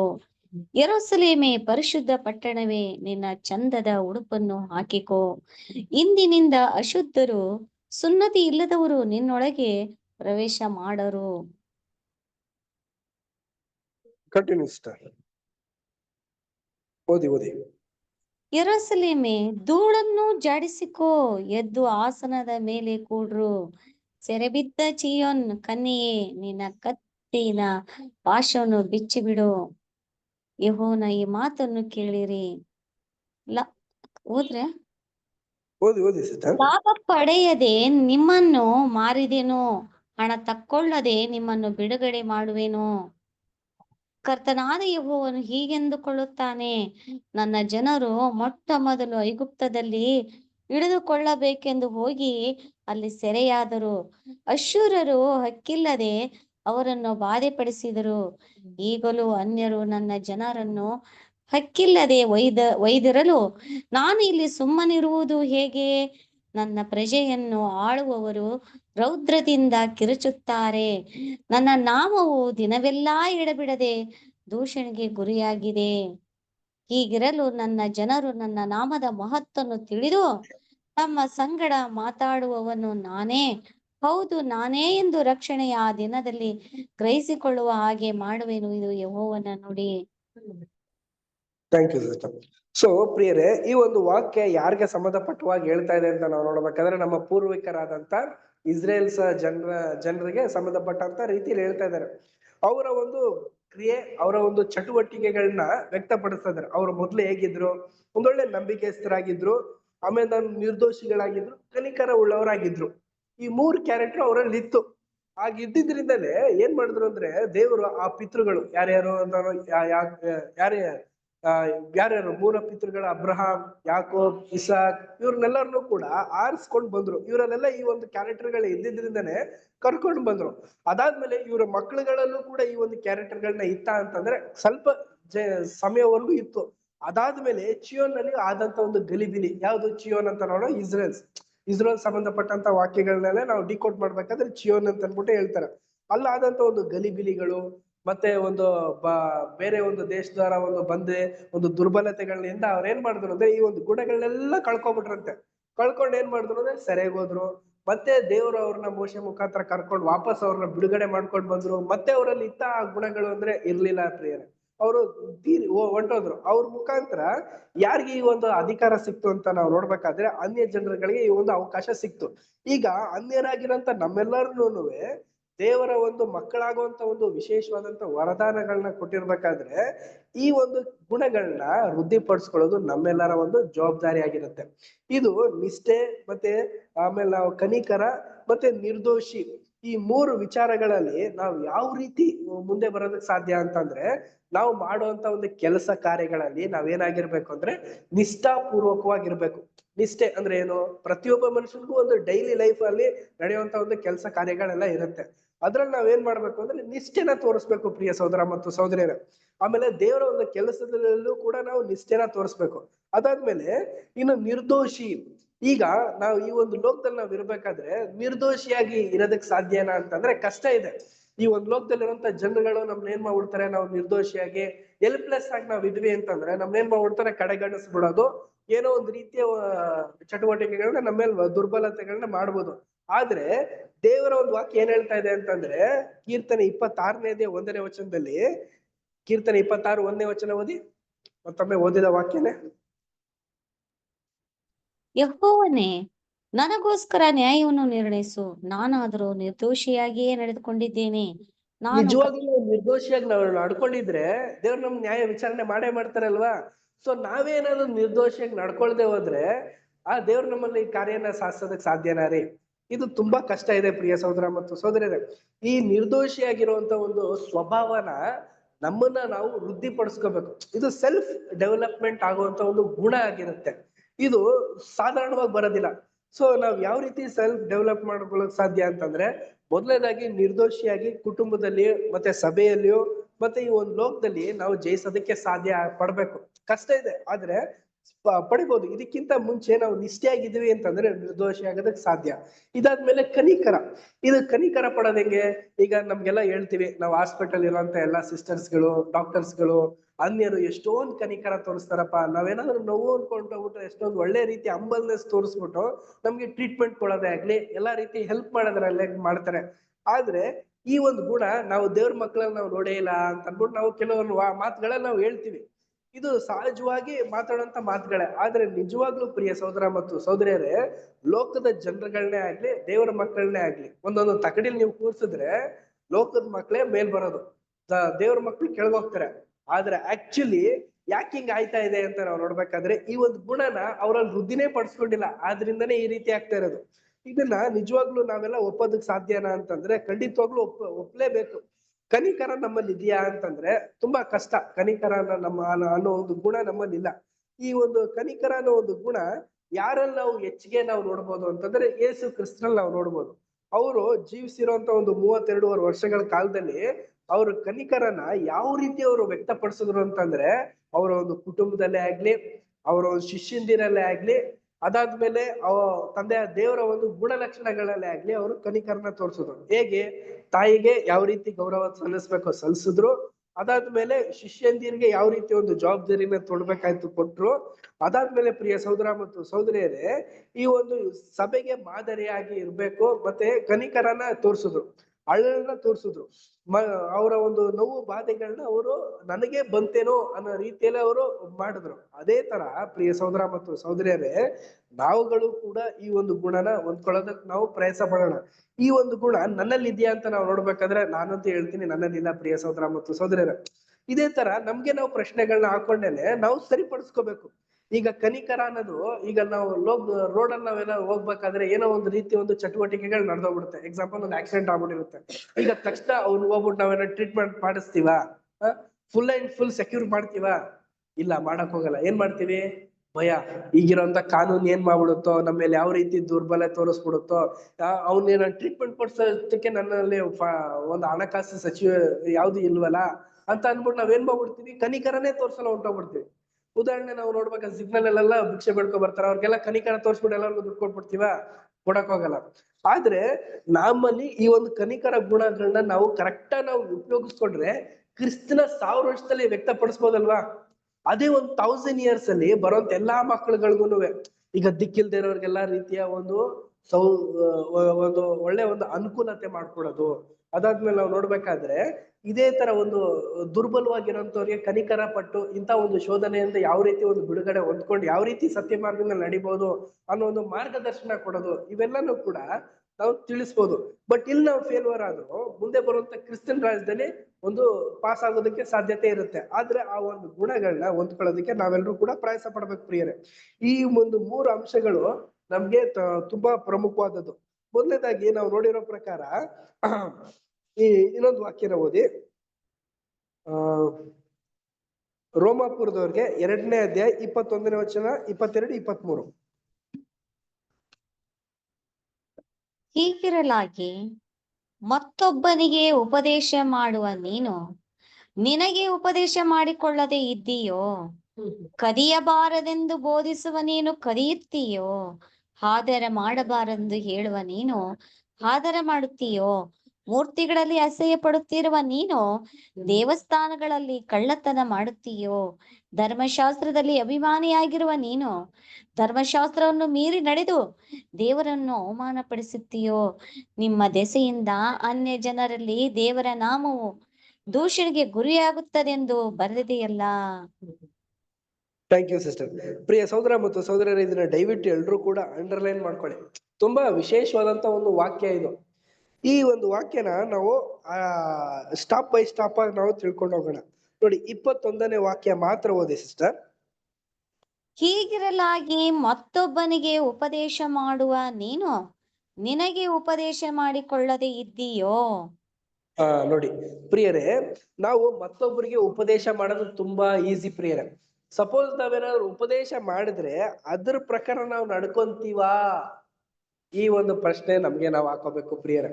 ಖಂಡಿತವಾಗ್ಲೂ ಈ ಒಂದು ಪ್ರಶ್ನೆ ನಾವು ಹಾಕೊಂಡಾಗ ಯಾರು ಎಷ್ಟು ಮಾರ್ಕ್ಸ್ ತಗೋತೀವಿ ಅನ್ಬಿಟ್ರೆ ನಮ್ಗೆ ನಿಮ್ಗೆ ಗೊತ್ತಿರುತ್ತೆ. ನೋಡಿ, ಉಪದೇಶ ಮಾಡೋದು ಈಸಿ, ಹೇಳೋದು ಈಸಿ, ಅದನ್ನ ಕಾರ್ಯ ಸಾಧಿಸೋದಿದೆಯಲ್ಲ ತುಂಬಾ ಕಷ್ಟ ಇದೆಯಂತೆ. ಅದನ್ನ ಕಷ್ಟ ಅಂತ ಅನ್ಬಿಟ್ಟು ಅಲ್ಲೇ ಬಿಟ್ಬಿಡೋದ್ ಸಾಧ್ಯ ಅಲ್ಲ ರೀ. ಅದ್ರ ಪ್ರಕಾರ ನಡ್ಕೊಂಡು ಹೋಗ್ಲೇಬೇಕು. ಅದಕ್ಕೆ ನಮ್ಮನ್ನ ನಿಮ್ಮನ್ನ ಆರಿಸಿ ತೆಗ್ದಿರೋದು ಈ ಒಂದು ಲೋಕದಲ್ಲಿ ಎಲ್ಲಾ ವಿಧವಾದಂತ ಶೋಧನೆಗಳನ್ನ ದೇವ್ರು ನಮ್ಗೆ ಹೆಚ್ಚಿಗೆ ಆಗಿ ಕೊಡ್ತಾ ಇರೋದು. ಸೊ ಯಾವ ರೀತಿ ಹೆಚ್ಚಿಗೆ ಅಂತಂದ್ರೆ, ಲೋಕದವ್ರಿಗೂ ನಮಗೂ ಕಂಪೇರ್ ಮಾಡಿದ್ರೆ ಲೋಕದವ್ರಿಗೆ ಏನಿಲ್ಲ, ನಮ್ಗೇನೆ ಹೆಚ್ಚಿಗೆ ಶೋಧನೆ ಇರೋದು. ಈ ಒಂದು ಗುಣಗಳನ್ನ ನಾವು ವೃದ್ಧಿಪಡಿಸ್ಕೋಬೇಕು. ಏನಂದ್ರೆ ಉಪದೇಶನ ಮಾಡೋದಕ್ಕಿಂತ ಉಪದೇಶದ ಪ್ರಕಾರ ನಡೆಯೋದನ್ನ ನಾವು ಕಲ್ತ್ಕೋಬೇಕಂತೆ. ನೆಕ್ಸ್ಟ್ ಪಾಯಿಂಟ್ ಓದಿ ಸಿಸ್ಟರ್. ಕದಿಯಬಾರದೆಂದು ಬೋಧಿಸುವನೇನು ಕದಿಯುತ್ತೀಯೋ? ನೋಡಿ, ನಮ್ಗೆ ಈ ಒಂದು ಗುಣ ಇಲ್ಲ, ಕದಿಯೋ ಗುಣ ಇಲ್ಲ ಅಂತ ಅನ್ಕೊಳ್ಳೋಣ. ಆದ್ರೆ ನಾವು ಯಾವ ವಿಚಾರದಲ್ಲಿ ಕದೀತಾ ಇದೀವಿ ಗೊತ್ತಾ ಪ್ರಿಯರೇ? ದೇವರ ಒಂದು ದೃಷ್ಟಿಕೋನದಲ್ಲಿ ನಾವು ಕಳ್ತನಗಳನ್ನ ಮಾಡ್ತಾ ಇದ್ದೀವಿ. ಅಂದ್ರೆ ದೇವರಿಗೆ ಕೊಡ್ಬೇಕಾಗಿರುವಂತ ಸಮಯಗಳನ್ನ ನಾವು ಕೊಡ್ತಾ ಇದೀವಾ? ಇಲ್ಲ. ಆ ಒಂದ್ ಸಮಯ ನಾವೇನ್ ಮಾಡ್ತೇವೆ, ಲೋಕಕ್ಕೆ ನಾವು ವ್ಯರ್ಥಪಡಿಸ್ತಾ ಇರ್ತೀವಿ. ಅದಾದ್ಮೇಲೆ ದೇವರಿಗೆ ಕೊಡ್ಬೇಕಾಗಿರುವಂತ ಒಂದು ಟ್ಯಾಲೆಂಟ್ಗಳು, ನಮ್ಮಲ್ಲಿರುವಂತ ಒಂದು ಕೆಲಸ ಕಾರ್ಯಗಳೆಲ್ಲ ಇರುತ್ತೆ, ಅದನ್ನ ನಾವು ಕೊಡದೇನೆ ದೇವ್ರಿಗೆ ಸಂಬಂಧಪಟ್ಟಂತ ಒಂದು ನೇಮ ನಿಷ್ಠೆಗಳನ್ನ ನಾವು ಸರಿಯಾಗಿ ನಾವು ನಿರ್ವಹಿಸ್ತಲ್ಲ. ಆದ್ರೆ ಈ ಒಂದು ವರ್ಷದಲ್ಲಾದ್ರೂ ನಾವು ಇದನ್ನ ನೆರವೇರ್ಸೋದಕ್ಕೆ ಪ್ರಯತ್ನ ಪಡೋಣ ಪ್ರಿಯ ಸಹೋದರ ಮತ್ತು ಸಹೋದರ. ಉದಾಹರಣೆ, ಎಲ್ಲಾ ಒಂದು ಮೀಟಿಂಗ್ಸ್ ಗಳೆಲ್ಲ ಇರುತ್ತೆ, ಅದಕ್ಕೆ ನಾವು ಅಟೆಂಡ್ ಆಗೋದು, ಅದರಲ್ಲಿ ನಡೆಯುವಂತ ಎಲ್ಲಾ ಒಂದು ವಿಚಾರಗಳನ್ನ, ಎಲ್ಲಾನು ಅಲ್ಲ, ಕೆಲವೊಂದು ವಿಚಾರಗಳನ್ನಾದ್ರೂ ನಾವು ಕಲ್ತ್ಕೋಬೇಕು, ಅದ್ರ ಪ್ರಕಾರ ನಡಿಬೇಕು. ಈ ಒಂದು ಕಳ್ತನನ ಮುಂದೆ ಬರುವಂತದಿಂದ ನಾವು ಮಾಡದೇ ಇರೋ ರೀತಿ ನಾವು ನಡಿಬೇಕು ಪ್ರಿಯರೇ. ನೆಕ್ಸ್ಟ್ ಓದಿ ಸಿಸ್ಟರ್. ಆದರ ಮಾಡಬಾರದೆಂದು ಹೇಳುವ ನೀನು ಆದರ ಮಾಡುತ್ತೀಯೋ? ನೋಡಿ, ಆದರ ಮಾಡಬಾರದೆಂದು ಹೇಳುವ ನೀನು ಆದರ ಮಾಡುತ್ತೀಯೋ ಅನ್ಬಿಟ್ಟು ಹೇಳ್ತಾ ಇದಾರೆ. ಸೊ ಈ ಒಂದು ಕೆಲಸ ನಾವ್ ಯಾರು ಮಾಡಕ್ ಹೋಗಲ್ಲ. ಆದ್ರೆ ಯಾವ ಒಂದು ಆಧಾರ ಮಾಡ್ತಾ ಇದೀವಿ ಅಂತಂದ್ರೆ, ನಮಗೆ ನಾವು ಮಾಡ್ಕೊಳ್ಳುವಂತ ಒಂದು ಮೋಸ ಇದೆಯಲ್ಲ, ಅದು ಒಂದು ಆಧಾರವಾಗಿರುತ್ತೆ. ನಮ್ಗೆ ಇಂಥ ಒಂದು ಪ್ರತಿಷ್ಠೆ, ಒಂದು ಉನ್ನತವಾದಂತ ಕರಿವಿಕೆ ಕರೆದಿರ್ಬೇಕಾದ್ರೆ, ಆ ಒಂದು ಕರಿವಿಕೆಗೆ ಅಯೋಗ್ಯವಾದಂತ ಕೆಲಸಗಳನ್ನ ಮಾಡ್ಬೇಕಾದ್ರೆ ಆ ಒಂದು ಕೆಲಸನೇ ಏನಾಗಿರುತ್ತೆ, ಆಧಾರವಾಗಿರುತ್ತೆ. ಅದನ್ನ ನಾವು ಮಾಡ್ಕೊಳಕ್ ಹೋಗ್ಬಾರ್ದು. ನೆಕ್ಸ್ಟ್ ಓದಿ ಸಿಸ್ಟರ್. ಮೂರ್ತಿಗಳಲ್ಲಿ ಅಸಹ್ಯ ಪಡುತ್ತಿರುವ ನೀನು ದೇವಸ್ಥಾನದಲ್ಲಿ ಕಳ್ಳತನ ಮಾಡುತ್ತೀಯೋ? ನೋಡಿ, ಮೂರ್ತಿಗಳನ್ನ ಅಸಹ್ಯ ಪಡುವಂತದ್ದು ಅಂದ್ರೆ ಏನಿದ್ರ ಅರ್ಥ? ಯಾವ ರೀತಿ ಮೂರ್ತಿನ ನಾವು ನೋಡಿದ್ರೆ ಏನು ಏನು ನಾವು ನೆಗ್ಲೆಕ್ಟೇ ಮಾಡ್ಬಿಡ್ತೀವಲ್ಲ, ಬಿಟ್ಬಿಡ್ತೀವಲ್ಲ ಅಂತ ಅಂದ್ಬಿಟ್ಟು ನಾವು ನೋಡ್ತೀವಿ. ಈ ಒಂದು ಮೂರ್ತಿ ಅಂತ ನಾವು ನೋಡ್ಬೇಕಾದ್ರೆ ಪ್ರಿಯ ಸಹೋದರ ಮತ್ತು ಸಹೋದರರೇ, ನಮ್ಮಲ್ಲೇ ಇರುವಂತ ಒಂದು ಬಂಡತನ, ಅಗೌರವ ತರುವಂತ ಒಂದು ಕೋಪ, ಇವೆಲ್ಲ ಇರುತ್ತಲ್ಲ, ಇದೇ ಒಂದು ಮೂರ್ತಿಯಾಗಿರುತ್ತೆ. ಇದನ್ನ ನಾವು ಮಾಡಬಾರ್ದು ಅನ್ಬಿಟ್ಟು ಹೇಳ್ತಾ ಇದಾರೆ. ಇದನ್ನ ಮಾಡೋದಕ್ಕೆ ಹೋಗ್ಲೇಬಾರ್ದು. ಅದನ್ನ ನಾವ್ ಏನ್ ಮಾಡ್ಬಾರ್ದು ಅಂತಂದ್ರೆ, ಕಳ್ತನನು ಮಾಡ್ತೀಯೋ ಅಂತ ಅನ್ಬಿಟ್ಟು ಹೇಳ್ತಾ ಇದಾರೆ. ಅಂದ್ರೆ ಏನಂತಂದ್ರೆ, ಇಂಥ ತಪ್ಪಾದಂತ ಒಂದು ಕರ್ತವ್ಯಗಳನ್ನ ಮಾಡಬಾರ್ದು, ತಿಳಿಸ್ಬಾರ್ದು ಅನ್ಬಿಟ್ಟು. Next sister. ಧರ್ಮಶಾಸ್ತ್ರದಲ್ಲಿ ಅಭಿಮಾನಿಯಾಗಿರುವ ನೀನು ಧರ್ಮಶಾಸ್ತ್ರವನ್ನು ಮೀರಿ ನಡೆದು ದೇವರನ್ನು ಅವಮಾನಪಡಿಸುತ್ತೀಯೋ? ನೋಡಿ, ಧರ್ಮಶಾಸ್ತ್ರದಲ್ಲಿ ಇರುವಂತ ಎಲ್ಲಾ ಸಂಗತಿಗಳನ್ನೆಲ್ಲ ತಿಳ್ಕೊಂಡಿರುವಂತ ನಾವು ಅದ್ರ ಪ್ರಕಾರ ನಾವು ನಡಿಬೇಕೇ ಹೊರತು ಅದಕ್ಕೆ ಅಗೌರವ ತರದ ರೀತಿಯಲ್ಲಿ ನಾವು ಮಾಡಬಾರ್ದು. Next sister. ನಿಮ್ಮ ದೆಸೆಯಿಂದ ಅನ್ಯ ಜನರಲ್ಲಿ ದೇವರ ನಾಮವು ದೂಷಣೆಗೆ ಗುರಿಯಾಗುತ್ತದೆಂದು ಬರೆದಿದೆಯಲ್ಲ. ಇಷ್ಟೆಲ್ಲಾ ತಪ್ಪಾದಂತ ಒಂದು ಕರ್ತವ್ಯಗಳನ್ನ ನಾವು ಮಾಡಿದ್ರೆ ಬೇರೆಯವ್ರು ನಮ್ಗೆ ಏನ್ ಹೇಳ್ತಾರೆ ಅಂತಂದ್ರೆ, ಇವ್ರು ಬರೀ ಹೆಸರಿಗೆ ಮಾತ್ರ ಕ್ರೈಸ್ತರಾಗಿ ನಡ್ಕೊಂತಾ ಇಲ್ಲ ಅನ್ಬಿಟ್ಟೆ ಹೇಳ್ಬಿಡ್ತಾರೆ ಪ್ರಿಯರ. ಅವ್ರಿಗೆ ಇನ್ನೂ ಗೊತ್ತಿಲ್ಲ, ಬರೀ ಕ್ರೈಸ್ತರು ಅಂತ ಹೇಳ್ತಾ ಇದಾರೆ. ಬಟ್ ಬೈಬಲ್ ಪ್ರಕಾರ ನಾವು ನೋಡ್ಬೇಕಾದ್ರೆ ಏನ್ ನಾವು ಅಂಬಾಸಿಡರ್ಸ್, ರಾಯಭಾರಿಗಳಂತೆ. ನೋಡಿ, ರಾಯಭಾರಿಗಳ ಒಂದು ಗುಣಗಳು ನಮ್ಮಲ್ಲಿ ಇದೆಯಾ? ಇಲ್ಲ ಪ್ರಿಯ ಸಹೋದರ ಮತ್ತು ಸಹೋದರಿಯರೇ. ಆದ್ರೆ ಇಷ್ಟೆಲ್ಲ ಗುಣಗಳನ್ನ ನಾವು ಕರೆಕ್ಟ್ ನಾವು ನಮ್ಮ ಒಂದು ಜೀವನದ ಅಂತ್ಯದೊಳಗಡೆ ನಾವು ನಡೆಸ್ಕೊಂಡು ಜಯಶಾಲಿಗಳಾಗಿ ಇದ್ವಿ ಅಂತಂದ್ರೆ ಖಂಡಿತವಾಗ್ಲೂ ನಮ್ಗೆ ರಾಯಭಾರಿಗಳು ಅಂತ ಅನ್ಬಿಟ್ಟೇನೆ ಕರೆಯಲ್ಪಡ್ತಾರೆ. ಕರೆಸ್ಕೊಳ್ಳೋದಕ್ಕೆ ನಾವು ಯೋಗ್ಯರಾಗಿರ್ತೀವಿ. ನೋಡ್ಬೇಕಾದ್ರೆ ಪ್ರಿಯ ಸಹೋದರ ಮತ್ತು ಸಹೋದರರೇ, ನಾವ್ ಇವತ್ತಿನ ಒಂದು ಪಾಠದಲ್ಲಿ ನಾವು ರಾಯಭಾರಿ ಅಂದ್ರೆ ಏನು ಅನ್ಬಿಟ್ಟು ನಾವು ನೋಡಿದ್ವಿ. ಈ ಒಂದು ಲೋಕದ ರಾಯಭಾರಿಗೂ ಮತ್ತೆ ಆತ್ಮಿಕವಂತ ಲೋಕದಲ್ಲಿರುವಂತ ನಾವೆಲ್ರಿಗೂ ರಾಯಭಾರಿಗೂ ವ್ಯತ್ಯಾಸಗಳನ್ನ ನಾವು ನೋಡಿದ್ವಿ. ಅದಾದ್ಮೇಲೆ ರಾಯಭಾರಿಗಳ ಒಂದು ರೂಲ್ಸ್ ಅಂಡ್ ರೆಗ್ಯುಲೇಷನ್ಸ್ ಗಳು ಏನು ಅಂತ ನಾವು ನೋಡ್ಬೇಕಾದ್ರೆ, ಯೇಸು ಕ್ರಿಸ್ತರ ಬಗ್ಗೆ ಹೇಳೋದು, ಎಲ್ಲರಿಗೂ ಶುಭನ ವರ್ತಮಾನ ಮಾಡೋಂಥದ್ದು, ತಂದೆಯ ದೇವರ ಒಂದು ಪ್ರೀತಿ ಗುಣಗಳನ್ನ ತಿಳಿಸೋದು. ಇನ್ನೊಂದು ನಾವು ನೋಡ್ಬೇಕಾದ್ರೆ ರಾಯಭಾರಿಗಳ ಒಂದು ಗುಣಗಳು ಏನು ಅಂತ ನಾವು ನೋಡ್ಬೇಕಾದ್ರೆ, ನಿಷ್ಠೆ, ನಿರ್ದೋಷಿ, ಕನಿಕರ, ಈ 3 ವಿಚಾರಗಳನ್ನ ನಾವು ಇರ್ಬೇಕು, ಇದ್ರ ಪ್ರಕಾರ ನಾವು ನಡ್ಕೋಬೇಕು ಅಂತ ಅನ್ಬಿಟ್ಟು ನಮ್ಗೆ ಇಷ್ಟೆಲ್ಲಾ ವಾಕ್ಯಗಳನ್ನ ನಾವು ನೋಡ್ತಾ ಇದ್ವಿ. ಅದಾದ್ಮೇಲೆ ನಮ್ಗೆ ಎಚ್ಚರಿಕೆ ಮಾತು ಅಂತ ನಾವು ನೋಡ್ಬೇಕಾದ್ರೆ ರೋಮಾಪುರದಲ್ಲಿ 2ನೇ ಅಧ್ಯಾಯ 21ನೇ ವಚನದಿಂದ 24ನೇ ವಚನದವರೆಗೂ ನಾವು ನೋಡಿದ್ವಿ. ಇಷ್ಟೆಲ್ಲಾ ಅಂಶಗಳನ್ನ ನಾವು ನೋಡಿರ್ಬೇಕಾದ್ರೆ ಇಷ್ಟೆಲ್ಲಾನು ಕೂಡ ನಮ್ಮ ಒಂದು ಮನಸ್ಸಿನಲ್ಲಿ ಇಟ್ಕೊಂಡು ನಾವು ನಿಜವಾಗ್ಲೂ ರಾಯಭಾರಿಗಳಾಗಿದ್ದೀವಾ, ರಾಯಭಾರಿಗಳಾಗೋದಕ್ಕೆ ನಾವು ಇಷ್ಟ ಪಡ್ತಾ ಇದ್ದೀವಾ, ಇನ್ನು ಮುಂದೆ ಬರುವಂತ ದಿನದಲ್ಲಿ ನಾವು ರಾಯಭಾರಿಯಾಗಿ ಇರ್ತೀನಾ ಅಂತ ಈ 3 ಪ್ರಶ್ನೆಗಳನ್ನ ಹಾಕೊಂಡು ಈ ಒಂದು 2025ನ ನಾವು ಆರಂಭ ಮಾಡುವಂತರಾಗಿರೋಣ. ಪ್ರಿಯ ಸಹೋದರ ಮತ್ತು ಸಹೋದರಿಯರೇ, ಮುಂದೆ ಬರುವಂತ ದಿನದಲ್ಲಿ ಇಷ್ಟೆಲ್ಲಾ ಒಂದು ವಿಚಾರಗಳನ್ನ ತಂದೆಯ ದೇವರು ನಮ್ಗೆ ತಿಳಿಸಿದ್ದಾರೆ. ಈ ಒಂದು ಗುಣಗಳನ್ನಷ್ಟೇ ನಾವು ವೃದ್ಧಿಪಡಿಸ್ಕೋಬೇಕು. ಈ ಕೆಲವೊಂದು ಸಿಚುವೇಶನ್ಸ್ ಬರುತ್ತೆ, ಅದನ್ನ ಹ್ಯಾಂಡಲ್ ಮಾಡೋದನ್ನ ಕರ್ತ್ಕೊಂಡು ನಾವು ದೇವರ ಒಂದು ದೃಷ್ಟಿಲಿ ಯೋಗ್ಯರಾಗಿ ಕಾಣಿಸ್ಕೊಳ್ಳುವಂತರಾಗಿರೋಣ. ದೇವರು ಈ ವಾಕ್ಯಗಳನ್ನ ಆಶೀರ್ವದಿಸಲಿ. Thank you.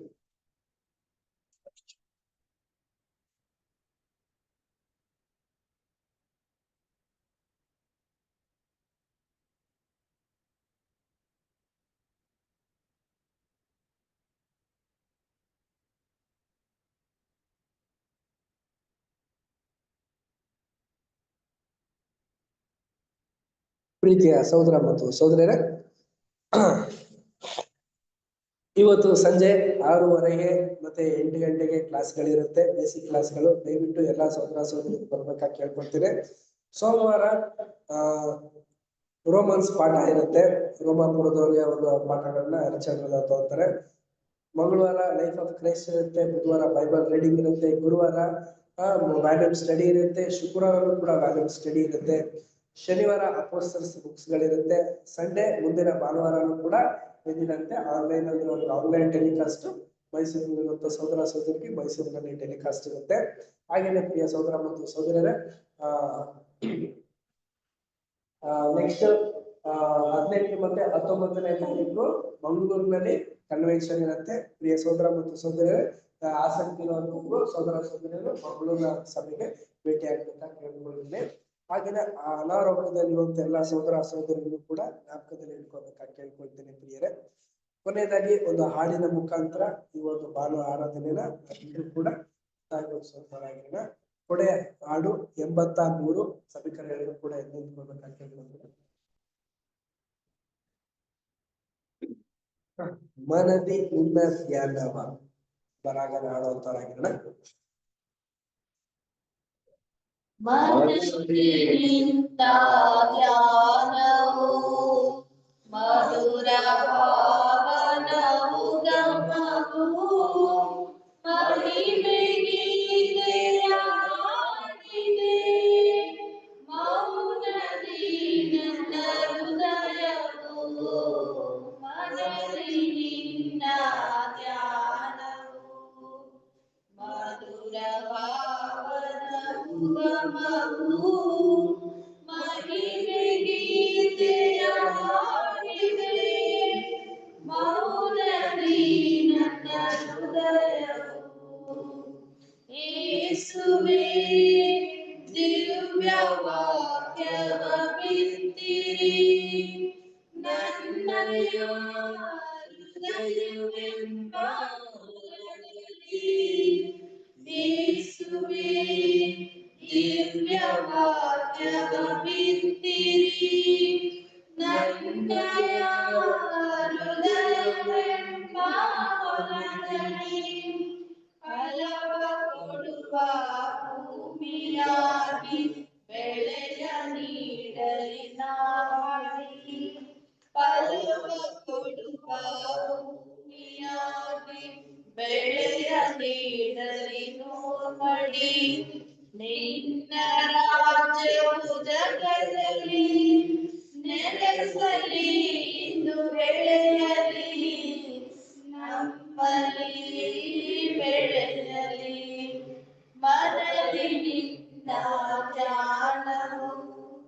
ಮಧುರ ಭಾವನ ಉಗಮವು ಮಹಿಮೆ ಗೀತೆಯ ಹಾಡಿದೆ ಮೌನದಿ ನನ್ನ ಹೃದಯವು ಕ್ರಿಸ್ತನೇ ದ್ರಾಕ್ಷಿ ಬಳ್ಳಿಯು ನೀನೇ ಲೋಕದ ಸಫಲ ಬಳ್ಳಿಯು ನಾನೇ ಕ್ರಿಸ್ತನೇ ದ್ರಾಕ್ಷಿ ಬಳ್ಳಿಯು ನೀನೇ ಲೋಕದ ಸಫಲ ಬಳ್ಳಿಯು ನಾನೇ ಮನವ ಶುದ್ಧ ಮಾಡುತ್ತಾ ಸಫಲಗೊಳಿಸಿರಿ ಜೀವನ ಮನವ ಶುದ್ಧ ಮಾಡುತ್ತಾ ಸಫಲಗೊಳಿಸಿರಿ ಜೀವನ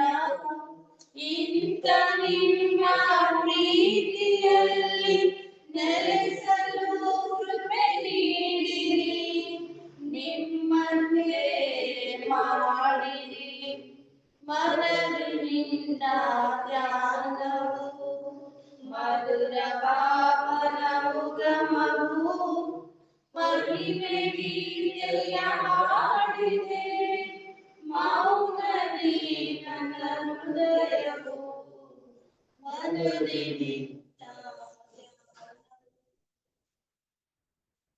thank you brothers and sisters. ಕೊನೆಯದಾಗಿ ಈ ಒಂದು ಕೂಟ ಅಂತಿಮ ಒಂದು ಪ್ರಾರ್ಥನೆಯನ್ನ ಸೋದರರಾದಂತಹ ವೀರಭದ್ರ ಬ್ರದರ್ ಮಾಡ್ಬೇಕಾಗಿ ಕೇಳ್ಕೊಳ್ತೇನೆ.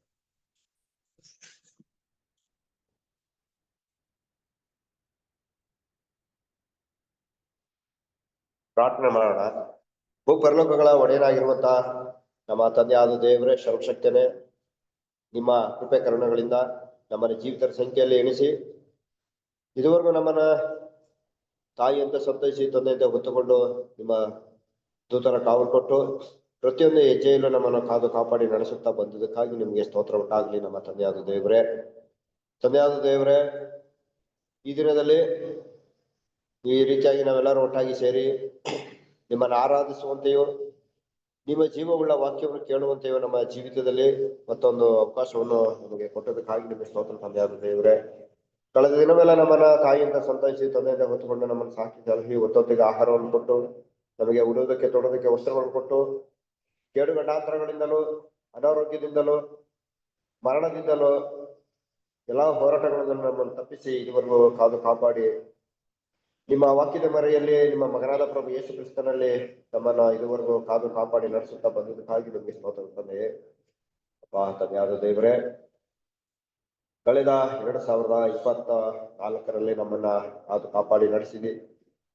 ಮತ್ತೊಂದು ವರ್ಷವನ್ನು ನಮಗೆ ವಾಗ್ದಾನ ಮಾಡಿ ಈ 2025ನೇ ಕ್ಯಾಲೆಂಡರ್ನ ವರ್ಷದಲ್ಲಿ ನಾವು ಕಾಲಿಡುವಂತೆ ನಿಮ್ಮ ಕೃಪೆ ಕೊಟ್ಟಿದ್ದೀರಿ. ಧನ್ಯವಾದ ದೇವರೇ. ಕಳೆದ 2024 ನಾವು ಮಾಡಿದಂತ ಎಲ್ಲಾ ತಪ್ಪುಗಳಿಗಾಗಿಯೂ ಎಲ್ಲ ಅಪರಾಧ ಪಾಪಗಳಿಗಾಗಿಯೂ ನಮ್ಮನ್ನು ಕ್ಷಮಿಸಿ ದೇವರೇ, 2025 ಕಾಲಿಡುವಂತೆ ನಮ್ಮನ್ನ ನೀವು ಕೃಪೆ ಕೊಟ್ಟಿದ್ದೀರಿ. ಧನ್ಯವಾದ ದೇವರೇ. ಈ 2025 ನಿಮಗೆ ಮೆಚ್ಚುಗೆ ಆಗಿ ನಿಮ್ಮ ಮಕ್ಕಳಾಗಿ ನಿಮಗಾಗಿ ನಿಮ್ಮ ನಾಮ ಮಹಿಮೆ ಪಡಿಸುವುದಕ್ಕಾಗಿ ನಾವು ಜೀವಿಸಲಿಕ್ಕಾಗಿ ನಮಗೆ ಸಹಾಯ ಮಾಡ್ರಿ. ನಾವು ಬಿದ್ದು ಹೋಗಿದ್ದೇವೆ, ಸೋತು ಹೋಗಿದ್ದೇವೆ, ಕುಗ್ಗಿ ಹೋಗಿದ್ದೇವೆ.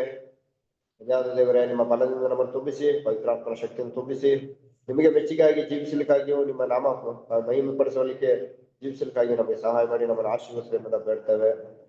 ಧನ್ಯವಾದ ದೇವರೇ, ನಾವು ಸತ್ಯವನ್ನು ಕೇಳಿದ್ದೇವೆ, ಅದಾಗಿ ಸಹ ಕೇಳದಂತ ಸತ್ಯವು ನಮ್ಮಲ್ಲೇ ನಾವು ಇಟ್ಟುಕೊಳ್ಳದೆ ಇನ್ನೂ ಅನೇಕ ಕತ್ತಲಿರುವಂತಹ ಸಹೋದರ ಸಹೋದರರಿಗೆ ತಿಳಿಸಿ ಬೆಳಕಿಗೆ ಕರೆತಂದು ಅನೇಕರನ್ನು ಸತತ ನಡೆಸಲಿಕ್ಕಾಗಿ ನಮ್ಮನ್ನು ಆಶೀರ್ವದಿಸಿ ಬೇಕಾಗುವಂತ ಕೃಪೆ ಕೊಟ್ಟು ಜ್ಞಾನ ವಿವೇಕಗಳನ್ನು ಕೊಟ್ಟು ಈ ಲೋಕದಲ್ಲಿ ನಾವು ಜೀವಿಸುವಾಗ ಬರುವಂತಹ ಹೋರಾಟಗಳಲ್ಲಿಯೋ ಶೋಧನೆಗಳಲ್ಲಿಯೋ ಬಿಕ್ಕಟ್ಟುಗಳಲ್ಲಿಯೋ ರೋಗ ವ್ಯಾಧಿಗಳಲ್ಲಿಯೋ ಕಷ್ಟ ದುಃಖಗಳಲ್ಲಿಯೋ ಕಣ್ಣೀರುಗಳಲ್ಲಿಯೋ ಕುಟುಂಬದ ಹೋರಾಟಗಳಲ್ಲಿಯೂ ಸಹ ನಾವು ತಾಳ್ಮೆ ಕಳೆದುಕೊಳ್ಳದೆ ನಿನ್ನ ವಾಕ್ಯದ ಮರೆಯಲ್ಲಿ ಅವುಗಳನ್ನು ಜಯಿಸಿ ನಿಮಗಾಗಿ ಜೀವಿಸಲಿಕ್ಕಾಗಿ ನಮ್ಮ ಒಬ್ಬೊಬ್ಬರನ್ನು ಆಶೀರ್ವದಿಸಿ ಎಂಬುದನ್ನು ಬೇಡ್ತೇವಪ್ಪ. ಧನ್ಯವಾದ ದೇವರೇ. ಅನಾರೋಗ್ಯದಲ್ಲಿರುವಂತಹ ಸಹೋದರ ಸಹೋದರರು ಸಹ ನೆನಪು ಮಾಡ್ಕೊಳ್ತೇವೆ. ಯೆಹೋವರಪ್ಪ, ಯೆಹೋವನೆಂಬ ನಾನೇ ನಿಮಗೆ ಆರೋಗ್ಯದಾಯಕರು ಎಂಬುದಾಗಿ ವಿಮೋಚನ ಕಾಂಡ 15ನೇ ಅಧ್ಯಾಯ 26ನೇ ವಚನದಲ್ಲಿ ನೀವು ಬರೆಸಿದ್ದೀರಿ. ನಾವು ಓದಿದ್ದೇವೆ, ತಿಳ್ಕೊಂಡಿದ್ದೇವೆ. ಹೌದು ದೇವರೇ, ನಮ್ಮ ಆರೋಗ್ಯದಾಯಕನಾಗಿರುವ ತಂದೆಯೇ, ಯಾರ್ಯಾರು ಅನಾರೋಗ್ಯದಲ್ಲಿದ್ದಾರೋ ಎಲ್ಲಾ ಸಹೋದರ ಸಹೋದರರನ್ನು ಗುಣಪಡಿಸಿ ಸ್ವಸ್ಥಪಡಿಸಿ ನಿಮ್ಮ ಆರೋಗ್ಯ ತುಂಬಿಸಿ ಮುಂದಿನ ದಿನಮಾನಗಳಲ್ಲಿ ಅವರ ಸಾನ್ನಿಧ್ಯದಲ್ಲಿ ಕಾಣಿಸಿಕೊಂಡು ನಿಮ್ಮನ್ನು ಆರಾಧಿಸುವಂತೆ ಆಶೀರ್ವದಿಸುವಂತೆ ಬೇಡ್ತೇವೆ. ತಂದೆ ಆದ ದೇವರೇ, ಅನೇಕರು ಸತ್ಯದಿಂದ ಹಿಂಜಾರಿ ಹೋಗಿದ್ದಾರೆ. ನಿಮ್ಮ ಚಿತ್ತವಿದ್ದರೆ ಅವರು ಸಹ ಹಿಂತಿರುಗಿ ಬಂದು ಮುಂದಿನ ದಿನಮಾನಗಳಲ್ಲಿ ನಮ್ಮದೇ ಕಲಿತು ಆರಾಧನೆ ಮಾಡುವಂತೆ ಅವರಿಗೆ ಜ್ಞಾನ ವಿವೇಕಗಳನ್ನು ಕೊಡಿ. ಸತ್ಯಕ್ಕೆ ಬರದಂತೆ ಹೋರಾಟ ತಡೆ ಮಾಡ್ತಿರುವಂತ ಎಲ್ಲಾ ಅಡೆತಡೆಗಳಿಂದ ಬಿಡುಗಡೆ ಮಾಡಿ ನೀವು ತಾನೇ ಅವರನ್ನು ಕರೆತನ್ನಿರಿ ಎಂಬುದಾಗಿ ಬೇಡ್ತೇವಪ್ಪ. ತಂದೆ ಆದ ದೇವರೇ, ತಲೆಬಾಗಿರುವಂತ ನಮ್ಮನ್ನು ನಮ್ಮ ಕುಟುಂಬದವರು ಸಹ ನಿಮ್ಮ ಪಾದವನ್ನು ಸಮರ್ಪಿಸಿ ಬೇಡ್ಕೊಳ್ತೇವೆ. ದೇವರೇ, ನಮಗಾಗಿ ನೀವು ಕೊಟ್ಟಿರುವಂತಹ ತಂದೆ ತಾಯಿಗಳನ್ನು, ಸಹೋದರ ಸಹೋದರಿಯರನ್ನು, ಒಳ್ಳೆ ಸ್ನೇಹಿತರನ್ನು ಆಶೀರ್ವದಿಸಿ ಆರೋಗ್ಯ ತುಂಬಿಸಿ. ದೇವರೇ, ನಿಮ್ಮ ಚಿತ್ತವಿದ್ದರೆ ಅವರು ಸಹ ನಿಮ್ಮನ್ನು ಕಂಡುಕೊಳ್ಳುವಂತೆ ಕೃಪೆ ಕೊಡ್ರಿ. ತಂದೆ ಆದ ದೇವರೇ, ನಾವೆಲ್ಲರೂ ಒಟ್ಟಾಗಿ ಸೇರಿ ನಿನ್ನ ನಾಮ ಮಹಿಮೆ ಪಡಿಸಿರುವಂತೆ ನಮ್ಮೊಬ್ಬೊಬ್ಬರನ್ನು ಆಶೀರ್ವದಿಸಿ ನಿಮ್ಮ ಕೃಪೆಯಿಂದ ತುಂಬಿಸಿ. ನಿಮ್ಮ ಮಗನಾದ ಪ್ರಭು ಯೇಸು ಕ್ರಿಸ್ತನಲ್ಲಿ ನಿಜ ಜಾಡಿನಲ್ಲಿ ನಡೀಲಿಕ್ಕಾಗಿ ಸಹಾಯ ಮಾಡ್ರಿ ಎಂಬುದನ್ನು ಬೇಡ್ತಾ, ಮುಂದಿನ ದಿನಮಾನಗಳಲ್ಲಿ ನಿಮ್ಮ ವಾಕ್ಯವನ್ನು ಕೈಗೊಂಡು ನಡೆಯುವಂತೆ ನಮ್ಮನ್ನು ಆಶೀರ್ವದಿಸಿ ಎಂಬುದಾಗಿ ಬೇಡುತ್ತಾ, ಈ ಚಿಕ್ಕ ಪ್ರಾರ್ಥನೆಯನ್ನು ನಿಮ್ಮ ಒಬ್ಬನೇ ಮಗನು ನಮ್ಮ ರಕ್ಷಕನು ವಿಮೋಚಕನು ಆದ ಪ್ರಭು ಯೇಸು ಕ್ರಿಸ್ತನಲ್ಲಿ ಬೇಡ್ತೇವೆ ನಮ್ಮ ಪರಲೋಕದ ತಂದೆ. ಆಮೆನ್.